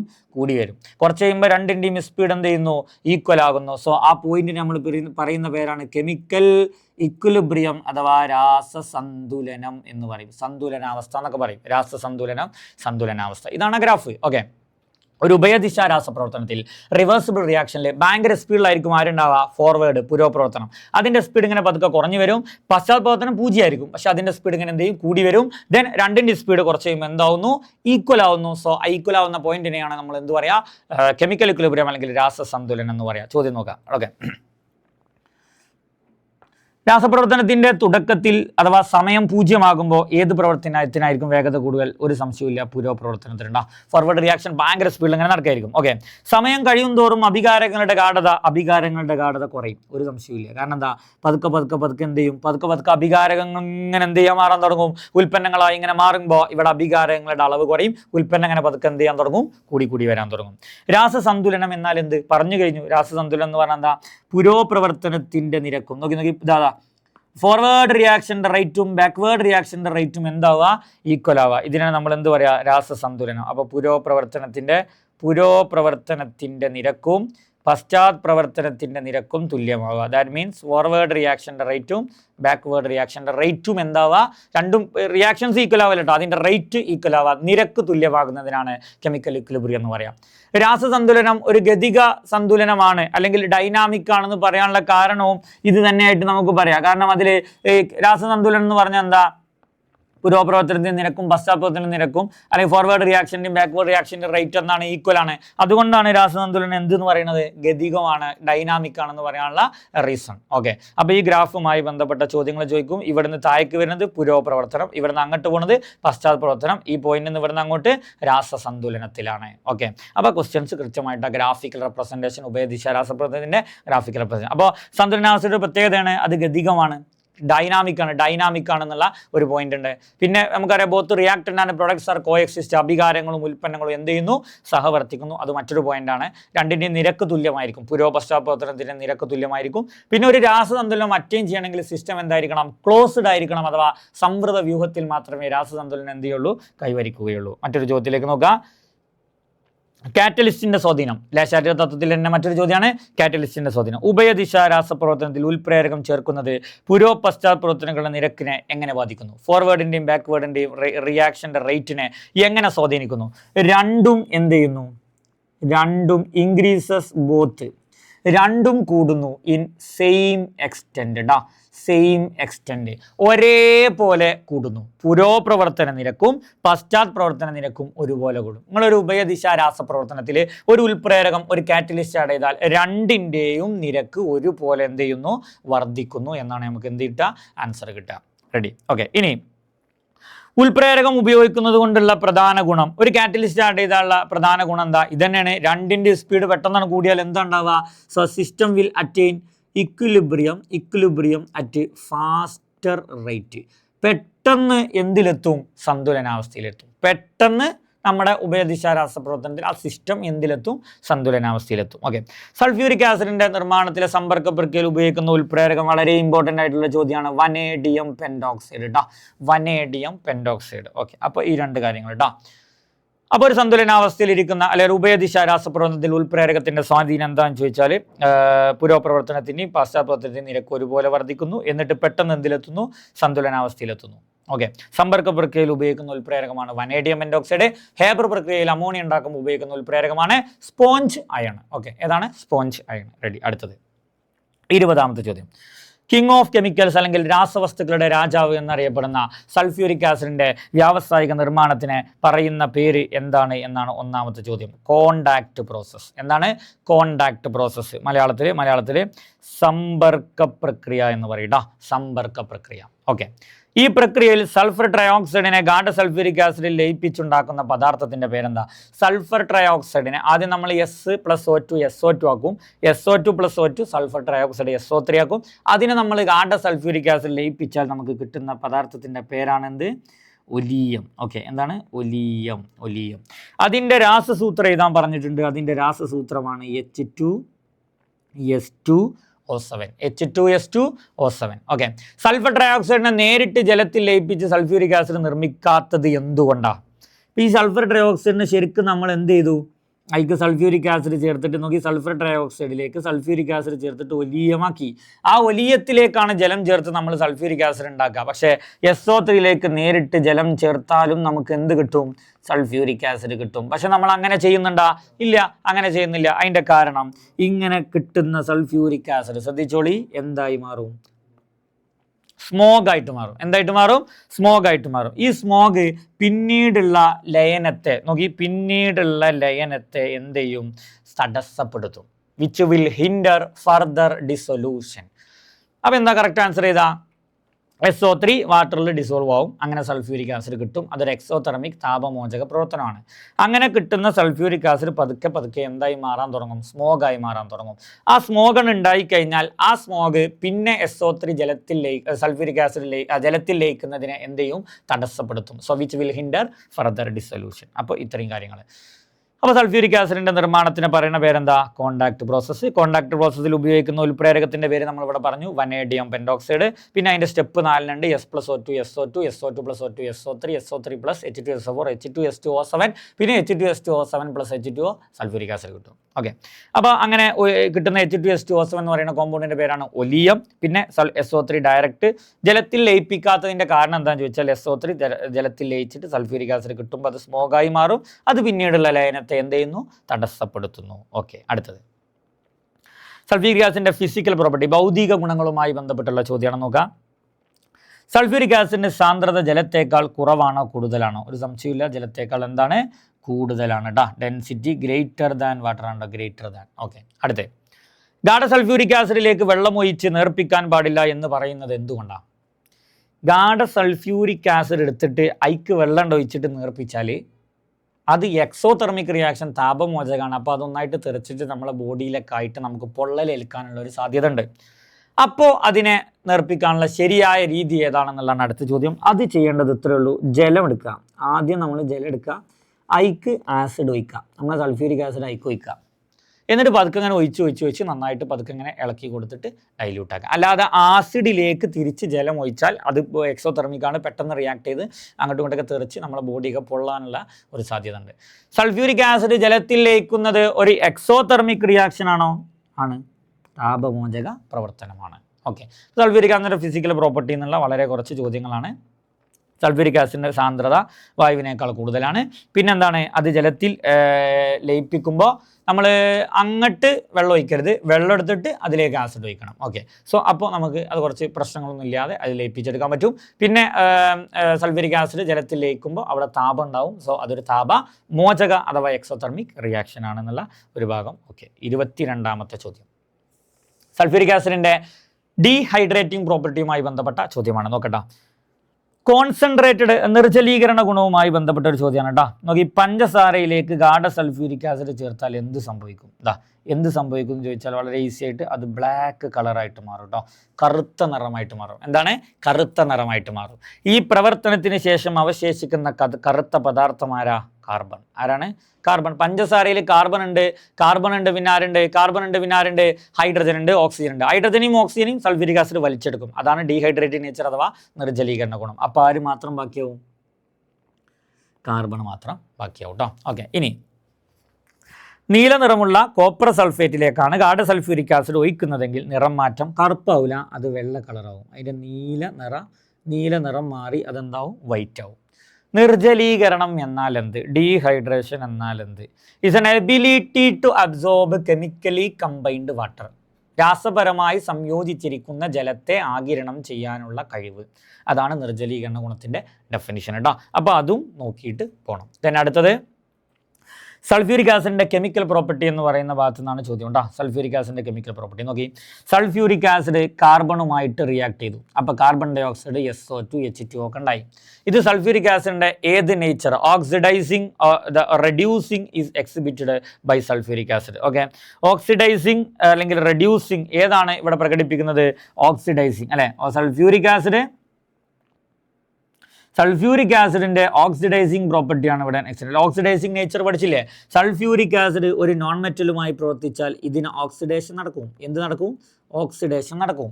അപ്പോൾ സൾഫ്യൂരിക് ആസിഡ് എന്തേക്കരം നടക്കുക? റിഡക്ഷൻ. റിഡക്ഷൻ. അപ്പോൾ സൾഫ്യൂരിക് ആസിഡ് എന്തേക്കരം? നല്ലൊരു ഓക്സിഡൈസിങ് ഏജൻറ്റ്, ഓക്സികാരി. അപ്പോൾ സൾഫ്യൂരിക് ആസിഡ് ഒരു മെറ്റലുമായിട്ടോ നോൺ മെറ്റലുമായിട്ടോ റിയാക്ട് ചെയ്താൽ സൾഫ്യൂരിക് ആസിഡിന് റിഡക്ഷൻ നടക്കുക. അപ്പോൾ മെറ്റലിന് നോൺ മെറ്റലിന് ഓക്സിഡേഷൻ നടക്കും. അപ്പോൾ ചുരുക്കി പറഞ്ഞാൽ സൾഫ്യൂരിക് ആസിഡ് നല്ലൊരു ഓക്സിഡൈസിങ് ഏജന്റ് ആണ്. നോക്കാം, ക്ലോറൈഡ് ലവണങ്ങളുമായി പ്രവർത്തിച്ച് ഹൈഡ്രോക്ലോറിക് ആസിഡ് ഉണ്ടാക്കാനുള്ള കഴിവ് സൾഫ്യൂരിക് ആസിഡിൻ്റെ ഏത് പ്രത്യേകതയെ സൂചിപ്പിക്കുന്നു? ഓക്കെ, സൾഫ്യൂരിക് ആസിഡ് ക്ലോറൈഡ് ലവണങ്ങളുമായിട്ട് പ്രവർത്തിച്ചിട്ട് അവിടെ നമുക്ക് എന്തുണ്ടാക്കുന്നു? ഹൈഡ്രോക്ലോറിക് ആസിഡ് ഉണ്ടാക്കുന്നു. ഓക്കെ, അപ്പോൾ സൾഫ്യൂരിക് ആസിഡ് എങ്ങനെയാണ് നോക്കി? സൾഫ്യൂരിക് ആസിഡ് ഒരു ക്ലോറൈഡ് ലവണം പറയും NaCl സൾഫ്യൂരിക് ആസിഡ് പ്രവർത്തിക്കുകയാണ്. H2SO4 റിയാക്ട് ചെയ്തിട്ട് നമുക്ക് NaHSO4 പ്ലസ് അതിൽ നിന്ന് എന്ത് കിട്ടും? HCl ഹൈഡ്രോക്ലോറിക് ആസിഡ് കിട്ടും. അപ്പോൾ സൾഫ്യൂരിക് ആസിഡ് ക്ലോറൈഡ് ലവണങ്ങളുമായി പ്രവർത്തിച്ചാൽ നമുക്ക് കിട്ടുന്ന ആസിഡാണ് ഏതെന്ന് പറയുന്നത്? Hydrochloric acid. ഓക്കെ, ഇനി ലാസ്റ്റ് ഇപ്പോൾ ഇവിടെ തന്ന ഒരു ഇക്വേഷൻ, നോൺ മെറ്റൽ അലോഹവുമായി പ്രവർത്തിക്കുന്നത് പോലെ തന്നെ കോപ്പർ ഒക്കെ ലോഹവുമായി പ്രവർത്തിക്കുന്ന ഒരു ഇക്വേഷൻ തന്നിട്ടുണ്ട്. അങ്ങനെ എന്ന പ്രവർത്തനത്തിൽ നിരോക്സീകരിക്കപ്പെട്ട പദാർത്ഥം ഏതാണ്? നിരോക്സീകരിക്കപ്പെട്ട എന്ന് that means which substance is reduced. Reduction നടന്നതായിരിക്കാം. റിഡക്ഷൻ നടന്നത് സൾഫ്യൂരിക് ആസിഡിന്. ആർക്കാണ്? സൾഫ്യൂരിക് ആസിഡിന്. കാരണം എന്താ? ഇതിന് ഓക്സിഡേഷൻ നടക്കും. അപ്പോൾ സൾഫ്യൂരിക് ആസിഡിന് റിഡക്ഷൻ നടക്കും. അപ്പോൾ സൾഫ്യൂരിക് ആസിഡിന് റിഡക്ഷൻ നടക്കും. എന്ത് നടക്കും? റിഡക്ഷൻ. അപ്പോൾ സൾഫ്യൂരിക് ആസിഡ് നല്ലൊരു ഓക്സിഡൈസിങ് ഏജന്റ് ആയിരിക്കും. എന്തായിരിക്കും? ഓക്സിഡൈസിങ് ഏജന്റ് ആയിരിക്കും കേട്ടോ. അപ്പോൾ സൾഫ്യൂരിക് ആസിഡ് നല്ലൊരു എന്തായിരിക്കും? ഓക്സിഡൈസിങ് ഏജന്റ് ആയിരിക്കും. ഓക്കെ, അപ്പോൾ എപ്പോഴും മനസ്സിലാക്കി വെക്കുക, ഒരു ലോഹവുമായിട്ടോ അലോഹവുമായിട്ടോ സൾഫ്യൂരിക് ആസിഡ് പ്രവർത്തിച്ചാൽ സൾഫ്യൂരിക് ആസിഡ് അലോഹത്തിനെ ഓക്സീകരിക്കും എന്ന് പറഞ്ഞാൽ അതിന് ഓക്സിഡേഷൻ നടക്കും. സൾഫ്യൂരിക് ആസിഡിന് എന്ത് നടക്കും? റിഡക്ഷൻ എന്ന് പറഞ്ഞാൽ സൾഫ്യൂരിക് ആസിഡ് നല്ലൊരു ഓക്സിഡൈസിങ് ഏജന്റ് ആണ്, എന്നാണ് പറഞ്ഞതിൻ്റെ ചുരുക്കം. ഓക്കെ, അപ്പോൾ കെമിക്കൽ റിയാക്ഷൻസ് അല്ലെങ്കിൽ കെമിക്കൽ പ്രോപ്പർട്ടി എന്ന് പറയുന്ന ഭാഗത്തു നിന്നുള്ള ചോദ്യങ്ങളാണ് ചെയ്തിട്ടുള്ളത്. ഓക്കെ, ഇനി acid, base, salt, basicity of acid എന്ന് പറയുന്ന ഭാഗത്തു നിന്നാണ് പറയുന്നത് what is the basicity of N acid. ഒരു ആസിഡിൻ്റെ ബേസിസിറ്റി എന്ന് പറഞ്ഞാൽ എന്താ നോക്കിയാൽ, എല്ലാ ആസിഡിലും H+ ഉണ്ടാവും. ഈ H+ൻ്റെ എണ്ണത്തിനാണ് നമ്മൾ എന്ത് പറയാം, ബേസിസിറ്റി എന്ന് പറയാം. ഒരു ആസിഡിൽ നിന്ന് സ്വതന്ത്രമാകുന്ന H+ അയോണുകളുടെ എണ്ണമാണ് എന്തെന്ന് പറയുന്നത് ബേസികത. ഹൈഡ്രോക്ലോറിക് ആസിഡിൻ്റെ HCl നോക്കി, HCl ആകെ ഒരു H ഉള്ളൂ, അപ്പോൾ ഇതിൽ നിന്ന് ഒരു H+ കിട്ടുള്ളൂ, 1 കിട്ടുള്ളൂ, അതുകൊണ്ട് ഇതിൻ്റെ ബേസിസിറ്റി 1. ഓക്കെ, സൾഫ്യൂരിക് ആസിഡിൻ്റെ ബേസിസിറ്റി നോക്കി, സൾഫ്യൂരിക് ആസിഡിൻ്റെ ബേസിസിറ്റി H2SO4 ആണ്. നോക്കി, H2SO4 നമുക്ക് 2 H+ കിട്ടും. ഓക്കെ, അങ്ങനെ 2 H+ കിട്ടുന്ന ആൾക്കാരെ ദ്വിബേസിക എന്നാണ് പറയുക. ഒരു H+ കിട്ടുന്ന ആളാണ് ഏകബേസികം. ഓക്കെ, അപ്പോൾ ഇത് ഡൈബേസിക്. സൾഫ്യൂരിക് ആസിഡ് എന്താണ്, ഡൈബേസിക്. H3PO4ൻ്റെ അയോണീകരണ സമവാക്യം എഴുതാൻ പറഞ്ഞിട്ടുണ്ട്. ഈസി ആയിട്ട് നമ്മൾ നേരത്തെ എഴുതിയിട്ടുണ്ട്. H3PO4 എഴുതുക. ഇതിൽ നിന്ന് 3 H ഉള്ളതുകൊണ്ട് 3 H+ കിട്ടും, പിന്നെ PO4 3+ ഉള്ളതുകൊണ്ട് 3- ഇട്ട് കൊടുക്കുക. റെഡി. അപ്പോൾ ആസിഡുകളുടെ ബേസികത എന്ന് പറയുന്ന ഭാഗത്തിൽ നിന്നാണ് നമ്മളിപ്പോൾ ചോദ്യങ്ങൾ ചെയ്തിട്ടുള്ളത്. എന്താണ് ബേസികത? ഒരു ആസിഡ് തന്മാത്രക്ക് പ്രദാനം ചെയ്യാൻ കഴിയുന്ന H+ അയോണുകളുടെ എണ്ണം. അതൊന്നാണെങ്കിൽ നമ്മൾ മോണോ അഥവാ ഏകബേസിക് ആസിഡുകളെന്നും, 2 ആണെങ്കിൽ ഡൈബേസിക് ദ്വിബേസികമെന്നും, 3 ആണെങ്കിൽ ട്രൈബേസിക് ത്രിബേസിക് ആസിഡുകളെന്നും പറയും.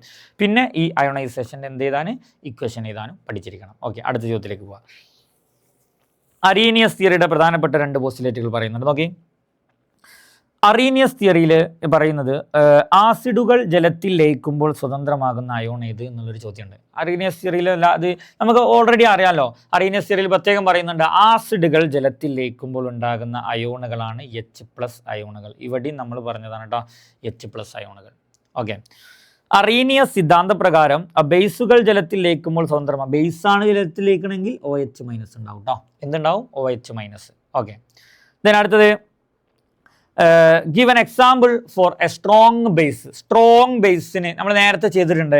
ഇപ്പോൾ Na2CO3 വീര്യം കൂടിയ ബേസാണ്. ഓക്കെ, ദെൻ കാരണം എന്താ, ഇവിടെ NaOH ഉണ്ട്, അത് ഭയങ്കര സ്ട്രോങ് ബേസാണ്. ഓക്കെ, അപ്പോൾ അത് ബേസിക് നേച്ചറാണ് ഉണ്ടാവുക. സ്ട്രോങ് ബേസ് ആണ് ചോദിച്ചിട്ടുള്ളത്. ക്വസ്റ്റ്യനിൽ ചോദിച്ചിട്ടുള്ളത് സ്ട്രോങ് ബേസ് ആണ്. സ്ട്രോങ് ബേസ് ആണ് ക്വസ്റ്റ്യനിൽ ചോദിച്ചിട്ടുള്ളത്. അതുകൊണ്ട്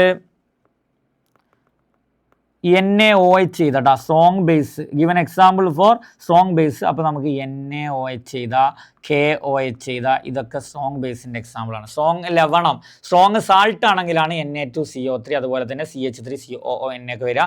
ഇവിടെ ചോദിച്ചത് എന്താണ്? ബേസ് ആണ് കേട്ടോ. ഇവിടെ ചോദിച്ചത് എന്താണ്? ബേസ് ആണ്. Okay, ready. ഇനി അടുത്ത ഒരു ക്വസ്റ്റ്യൻ നോക്കുക. Preparation of sodium hydroxide prepare ചെയ്യുന്നതുമായി ബന്ധപ്പെട്ടുള്ള ഒരു ചോദ്യമാണ് ചെയ്യുന്നത്. നോക്കി, പ്രിപ്പറേഷൻ ഓഫ് സോഡിയം ഹൈഡ്രോക്സൈഡ് NaOHൻ്റെ പ്രിപ്പറേഷൻ കേട്ടോ. നോക്കി, what is the name of industrial production? നേരത്തെ നമ്മൾ ഡിസ്കസ് ചെയ്ത ക്വസ്റ്റ്യൻ ആണ്, അതുകൊണ്ട് കൂടുതൽ പറയുന്നില്ല. സോഡിയം ഹൈഡ്രോക്സൈഡിൻ്റെ വ്യാവസായിക നിർമ്മാണത്തിന് പറയുന്ന പേര് ക്ലോർ ആൽക്കലി പ്രക്രിയ. ഈ പ്രക്രിയയിൽ ഇലക്ട്രോലൈറ്റ് ആയിട്ട് ഉപയോഗിക്കുന്നത് NaClൻ്റെ ജലീയ ലായനി. ഒരു ക്വസ്റ്റ്യനിൽ നമ്മൾ കൃത്യമായി പറഞ്ഞതാണ്, അതുകൊണ്ടാണ് എക്സ്പ്ലെയിൻ ചെയ്യാത്തത്. ആനോഡിൽ ലഭിക്കുന്ന വാതകം Cl2, കാഥോഡിൽ ലഭിക്കുന്ന വാതകം H2. ഓക്കെ, നേരത്തെ നമ്മൾ പ്രീവിയസ് ആയിട്ട് ക്വസ്റ്റ്യനിൽ പറഞ്ഞിട്ടുണ്ട്. Okay, then salt and hydrolysis എന്ന് പറയുന്ന ഭാഗത്ത് നോക്കുക. സോഡിയം ക്ലോറൈഡ് എന്ന് പറയുന്ന സാൾട്ട് അസിഡിക് ആണോ, ബേസിക് ആണോ, ന്യൂട്രൽ ആണോ? ഒരു സംശയമില്ല, സോഡിയം ക്ലോറൈഡ് എന്താണ്? ന്യൂട്രൽ. ഓക്കെ, കാരണം എന്താ, സോഡിയം ക്ലോറൈഡ് ഉണ്ടാവുന്നത് HClഉം പിന്നെ NaOHും വെച്ചിട്ടാണ്. രണ്ടാളും വീര്യം കൂടിയതാണ്, അതുകൊണ്ട് ന്യൂട്രലാണ്. What colour change occur if blue litmus paper dipped in ammonium chloride solution? Ammonium chloride ഉണ്ടാവാൻ ഉപയോഗിച്ചത് HClഉം NH4OH. അപ്പോൾ ആസിഡിന് വീര്യം കൂടുതലായതുകൊണ്ട് ഇത് അസിഡിക്കാണ്. അപ്പോൾ അസിഡിക്കിൽ ബ്ലൂ ലിറ്റ്മസ് എന്തായി മാറും? റെഡായി മാറും. അപ്പോൾ ബ്ലൂ ലിറ്റ്മസ് എന്തായി മാറും? ചുവന്ന കളറായിട്ട് മാറും. ഓക്കെ, ദെൻ അടുത്തത്, what will is the nature of salt formed by the reaction between a weak acid and strong base? Okay, weak ആസിഡും സ്ട്രോങ് ബേസും ആണെങ്കിൽ അതിൻ്റെ നേച്ചർ എന്തേക്കണം? ബേസിക് ആയിരിക്കും. ഓക്കെ, ബേസിക ലവണം കേട്ടോ, ബേസിക ലവണം. വീര്യം കൂടുതൽ ബേസിനാണ്, അപ്പോൾ ബേസിക ലവണം. ലവണ ഹൈഡ്രോളിസിസ് എന്നാൽ എന്ത് എന്നുള്ളത് നമ്മൾ കൃത്യമായിട്ട് നേരത്തെ മുന്നേ ഒരു ചോദ്യത്തിൽ പറഞ്ഞിട്ടുണ്ട്. അത് കൃത്യമായിട്ട് വീണ്ടും കാണുക. അതിൻ്റെ ഡെഫിനിഷൻ കൃത്യമായി ടെക്സ്റ്റ് ബുക്കിലുണ്ട്. ലവണ ഹൈഡ്രോളിസിസ്, സാൾട്ട് ഹൈഡ്രോളിസിസ് എന്താണെന്നുള്ളത്. ഓക്കെ, ദെൻ അടുത്തത്, 28ാമത്തെ ചോദ്യം ആണ് uses of products from ക്ലോർ alkali process. ക്ലോർ alkali പ്രക്രിയയിലെ ഉൽപ്പന്നങ്ങളുടെ ഉപയോഗങ്ങൾ നോക്കുക. ക്ലോർ ആൽക്കലി പ്രക്രിയ വഴി ലഭിക്കുന്ന ആൽക്കലി ഏതാണ്? ഓക്കെ, ക്ലോർ ആൽക്കലി പ്രോസസ്സ് വഴി ലഭിക്കുന്ന ആൽക്കലി ഏതാ? NaOH.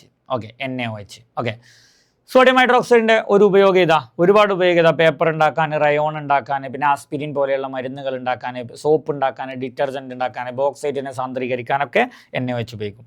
ഈ പ്രക്രിയയിൽ ലഭിക്കുന്ന ക്ലോറിൻ വാതകത്തിൻ്റെ ഉപയോഗമാണ് ഏറ്റവും പ്രധാനപ്പെട്ട ബ്ലീച്ചിങ് പൗഡറിൻ്റെ നിർമ്മാണത്തിന് ഉപയോഗിക്കുന്ന പ്രധാനപ്പെട്ടതാണ് ക്ലോറിൻ. ഹൈഡ്രോക്ലോറിക് ആസിഡ് നിർമ്മാണത്തിന് ഈ പ്രക്രിയയിൽ ഏതെല്ലാം ഉൽപ്പന്നങ്ങളാണ് ഉപയോഗിക്കുന്നത്? നമ്മൾ പഠിച്ചിട്ടുണ്ടല്ലോ, ഹൈഡ്രോക്ലോറിക് ആസിഡ് ഉണ്ടാക്കാൻ H2Cl2 രണ്ടാൾ ഉപയോഗിക്കണം, അപ്പോൾ നമുക്ക് 2HCl കിട്ടും. പിന്നെ അതിന് അയോൺ രഹിത ജലത്തിലൂടെ കടത്തിവിടണം, അത് മറക്കരുത്. ഓക്കെ, അപ്പോൾ ഇത്രയാണ് ഈ ചോദ്യത്തിലുള്ളത്. അടുത്ത് നോക്കാം, ഫെർട്ടിലൈസർ എന്ന് പറയുന്ന ഭാഗം നേരത്തെ നമ്മൾ ഡിസ്കസ് ചെയ്താണ്.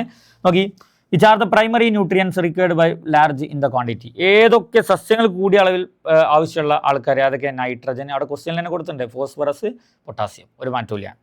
ദ്വിതീയ പോഷകങ്ങൾക്ക് 2 ഉദാഹരണങ്ങൾ എഴുതുക. ദ്വിതീയ പോഷകങ്ങൾക്ക് 2 ഉദാഹരണങ്ങൾ. ദ്വിതീയ പോഷകങ്ങൾ ഏതൊക്കെ? Calcium, magnesium, sulphur. സസ്യങ്ങൾക്ക് വളരെ കുറഞ്ഞ അളവിൽ മാത്രം ആവശ്യമുള്ള പോഷകങ്ങളെ എന്ത് വിളിക്കുന്നു? സൂക്ഷ്മ പോഷകങ്ങൾ. ഓക്കെ, എന്താ വിളിക്കുക? സൂക്ഷ്മ പോഷകങ്ങൾ. ഇതൊക്കെ നേരത്തെ ഡിസ്കസ് ചെയ്ത സെയിം ക്വസ്റ്റ്യൻ ആണ്ടാ, സൂക്ഷ്മ പോഷകങ്ങൾ. കാർബൺ, ഹൈഡ്രജൻ, ഓക്സിജൻ എന്നിവ സ്വാഭാവിക പോഷകങ്ങൾ. നാച്ചുറൽ ആയിട്ടുള്ള ന്യൂട്രിയൻസ് എങ്ങനെയാണ് ഇവർക്ക് കിട്ടുക? അതിനെ വിളിക്കാനുള്ള കാരണം എന്താ? നാച്ചുറൽ എന്ന് വിളിക്കാൻ കാരണം എന്താ?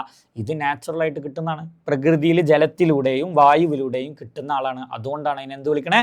നാച്ചുറൽ ന്യൂട്രിയൻസ് എന്ന് വിളിക്കുന്നത്. ഓക്കെ, അടുത്തത് നൈട്രജൻ ഫെർട്ടിലൈസറിൻ്റെ എക്സാമ്പിൾ. നമ്മുടെ ടെക്സ്റ്റ് ബുക്കിലെ ചാപ്റ്ററിൻ്റെ ഏറ്റവും അവസാനത്തെ പേജിലെ ഏറ്റവും അവസാനത്തെ ഭാഗം ഈ ഒരു ടേബിളോട് കൂടിയാണ് നമ്മുടെ ബുക്ക് അവസാനിക്കുന്നത്. സോ അവിടെ ഫെർട്ടിലൈസർ എന്ന് പറയുന്ന ഭാഗത്ത് ഒരു ടേബിൾ കൊടുത്തിട്ടുണ്ട്. Nitrogen fertiliser, phosphate fertiliser, then potash fertiliser. അത് കൃത്യമായി പഠിച്ചു പോകണം. നൈട്രജൻ ഫെർട്ടിലൈസറിൻ്റെ ഒരു എക്സാമ്പിളായിട്ട് നമുക്ക് അമോണിയം ഫോസ്ഫേറ്റ് പറയാം, കാൽഷ്യം സയനമൈഡ് പറയാം. അങ്ങനെ ഒരുപാട് എക്സാമ്പിളുകൾ, ഏതെങ്കിലും ഒരു എക്സാമ്പിൾ പഠിച്ചു വെക്കണം.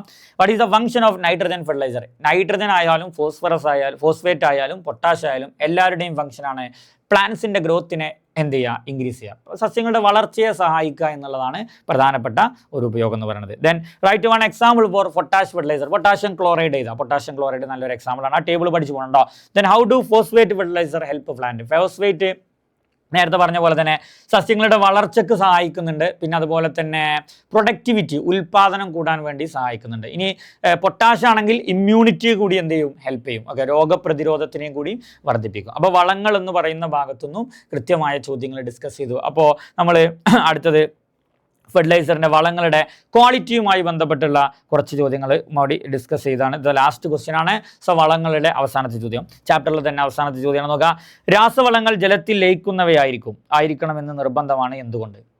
ജലത്തിൽ ലയിക്കുമ്പോഴേ അതിൽ കൃത്യമായിട്ട് സസ്യങ്ങൾക്ക് അതിലെ സംയുക്തങ്ങൾ എന്ത് ചെയ്യാൻ പറ്റുള്ളൂ? വലിച്ചെടുക്കാൻ പറ്റുള്ളൂ, അബ്സോർബ് ചെയ്യാൻ പറ്റുള്ളൂ എന്നുള്ളതാണ്. രാസവളങ്ങളുടെ ഉപയോഗം മണ്ണിൻ്റെ pH മൂല്യത്തിൽ മാറ്റം വരുത്താൻ പാടില്ല.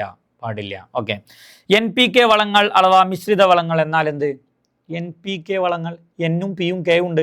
അപ്പോൾ നൈട്രജൻ വളങ്ങളും ഫോസ്ഫേറ്റ് വളങ്ങളും പൊട്ടാഷ് വളങ്ങളും മൂന്നും കിട്ടുന്ന വളങ്ങൾ മിക്സ് ചെയ്ത ആളാണ് NPK വളം അഥവാ NPK ഫെർട്ടിലൈസർ എന്ന് പറയുന്നത്. അമോണിയം സൾഫേറ്റ് എന്ന രാസവളം അസിഡിക് ലവണമാണോ ബേസിക് ലവണമാണോ? നോക്കുക, SO4 ഉള്ളതുകൊണ്ട് H2SO4 എന്ന് പറയുന്ന ആസിഡും NH4 ഉള്ളതുകൊണ്ട് NH4OH എന്ന് പറയുന്ന ബേസുമാണ് ഇത് ഉണ്ടാക്കാൻ ഉപയോഗിച്ചിട്ടുണ്ടാവുക. അപ്പോൾ സ്വാഭാവികമായിട്ട് H2SO4 എന്ന് പറയുന്ന ആസിഡ് സ്ട്രോങ് ആണ്. ആസിഡ് സ്ട്രോങ് ആയതുകൊണ്ട് ഇതെന്താണ്? അസിഡിക്ക. ബേസ് വീക്കാണ്, അപ്പോൾ അസിഡിക് എന്ന ആൻസർ കിട്ടും കേട്ടോ. അസിഡിക് ലവണം എന്ന് കിട്ടും. ഓക്കെ, അപ്പോൾ ഇത്രയും കാര്യങ്ങളാണ് നമ്മൾ 7ാമത്തെ ചാപ്റ്ററിൽ കൃത്യമായി ശ്രദ്ധിക്കുക. ചാപ്റ്ററിൻ്റെ കംപ്ലീറ്റ് ഭാഗങ്ങൾ നമ്മൾ ഈ ചോദ്യങ്ങളിലൂടെ റിവിഷൻ ചെയ്തിട്ടുണ്ട്. ചാപ്റ്ററിൻ്റെ തുടക്കത്തിൽ ammonia, physical property, laboratory preparation, fountain experiment, വ്യാവസായിക നിർമ്മാണം, ഉപയോഗങ്ങൾ, ഇത്രയും കാര്യങ്ങൾ നമ്മൾ ചോദ്യങ്ങളിലൂടെ പറഞ്ഞു. ഉഭയദിശ രാസപ്രവർത്തനം പറഞ്ഞു, രാസസന്തുലനം പറഞ്ഞു, ഗ്രാഫിക്കൽ എന്ന ചോദ്യം പറഞ്ഞു. ലേശാദ്രി തത്വത്തിൻ്റെ ഒരുപാട് ചോദ്യങ്ങൾ, ഗാഢതാമർദ്ദം, താപനിലയുടെ ഒരുപാട് ചോദ്യങ്ങൾ ചെയ്തു. സൾഫ്യൂരിക് ആസിഡിൻ്റെ വ്യാവസായിക നിർമ്മാണത്തിലെ ചോദ്യങ്ങൾ ചെയ്തു. ഫിസിക്കൽ പ്രോപ്പർട്ടിയിലെ ചോദ്യങ്ങൾ ചെയ്തു. ദെൻ നിർജ്ജലീകരണ ഗുണം, ശോഷകാരക ഗുണം, പിന്നെ ലവണങ്ങളുമായുള്ള പ്രവർത്തനം, ഓക്സീകരണ ഗുണം, എല്ലാത്തിലെയും ചോദ്യങ്ങൾ ഇതിലടങ്ങിയിട്ടുണ്ട്. പിന്നെ നമ്മൾ പഠിച്ചിട്ടുള്ള ആസിഡുകളുടെ ബേസികത എന്ന് പറയുന്ന ചോദ്യത്തിന് 2-3 ചോദ്യങ്ങൾ അവിടെ ചെയ്തു. പിന്നെ ഉള്ള ചോദ്യമാണ് NaOH-ഉം HCl-ൻ്റെ പ്രിപ്പറേഷൻ. അതും നമ്മളിവിടെ ചോദ്യം ഡിസ്കസ് ചെയ്തു. ചെയ്തിട്ടുണ്ട്. പിന്നെ ലവണങ്ങൾ എന്ന് പറയുന്ന ഒരു ഭാഗം, സാൾട്ട്, ഒരുപാട് ചോദ്യങ്ങൾ ചെയ്തു. അവസാനം ഫെർട്ടിലൈസർ എന്ന് പറയുന്ന ഭാഗത്തിലെ 3 ടൈപ്പ് ഓഫ് ചോദ്യങ്ങൾ, 4 ടൈപ്പ് ഫെർട്ടിലൈസറുകളുണ്ട്, പോഷകങ്ങളുണ്ട്.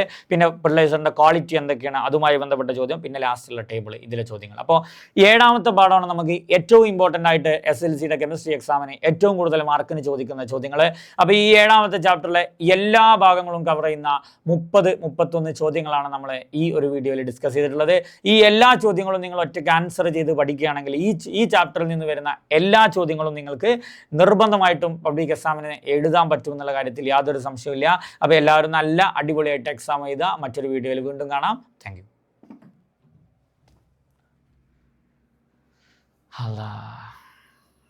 കട്ട് ചെയ്യണം കേട്ടോ.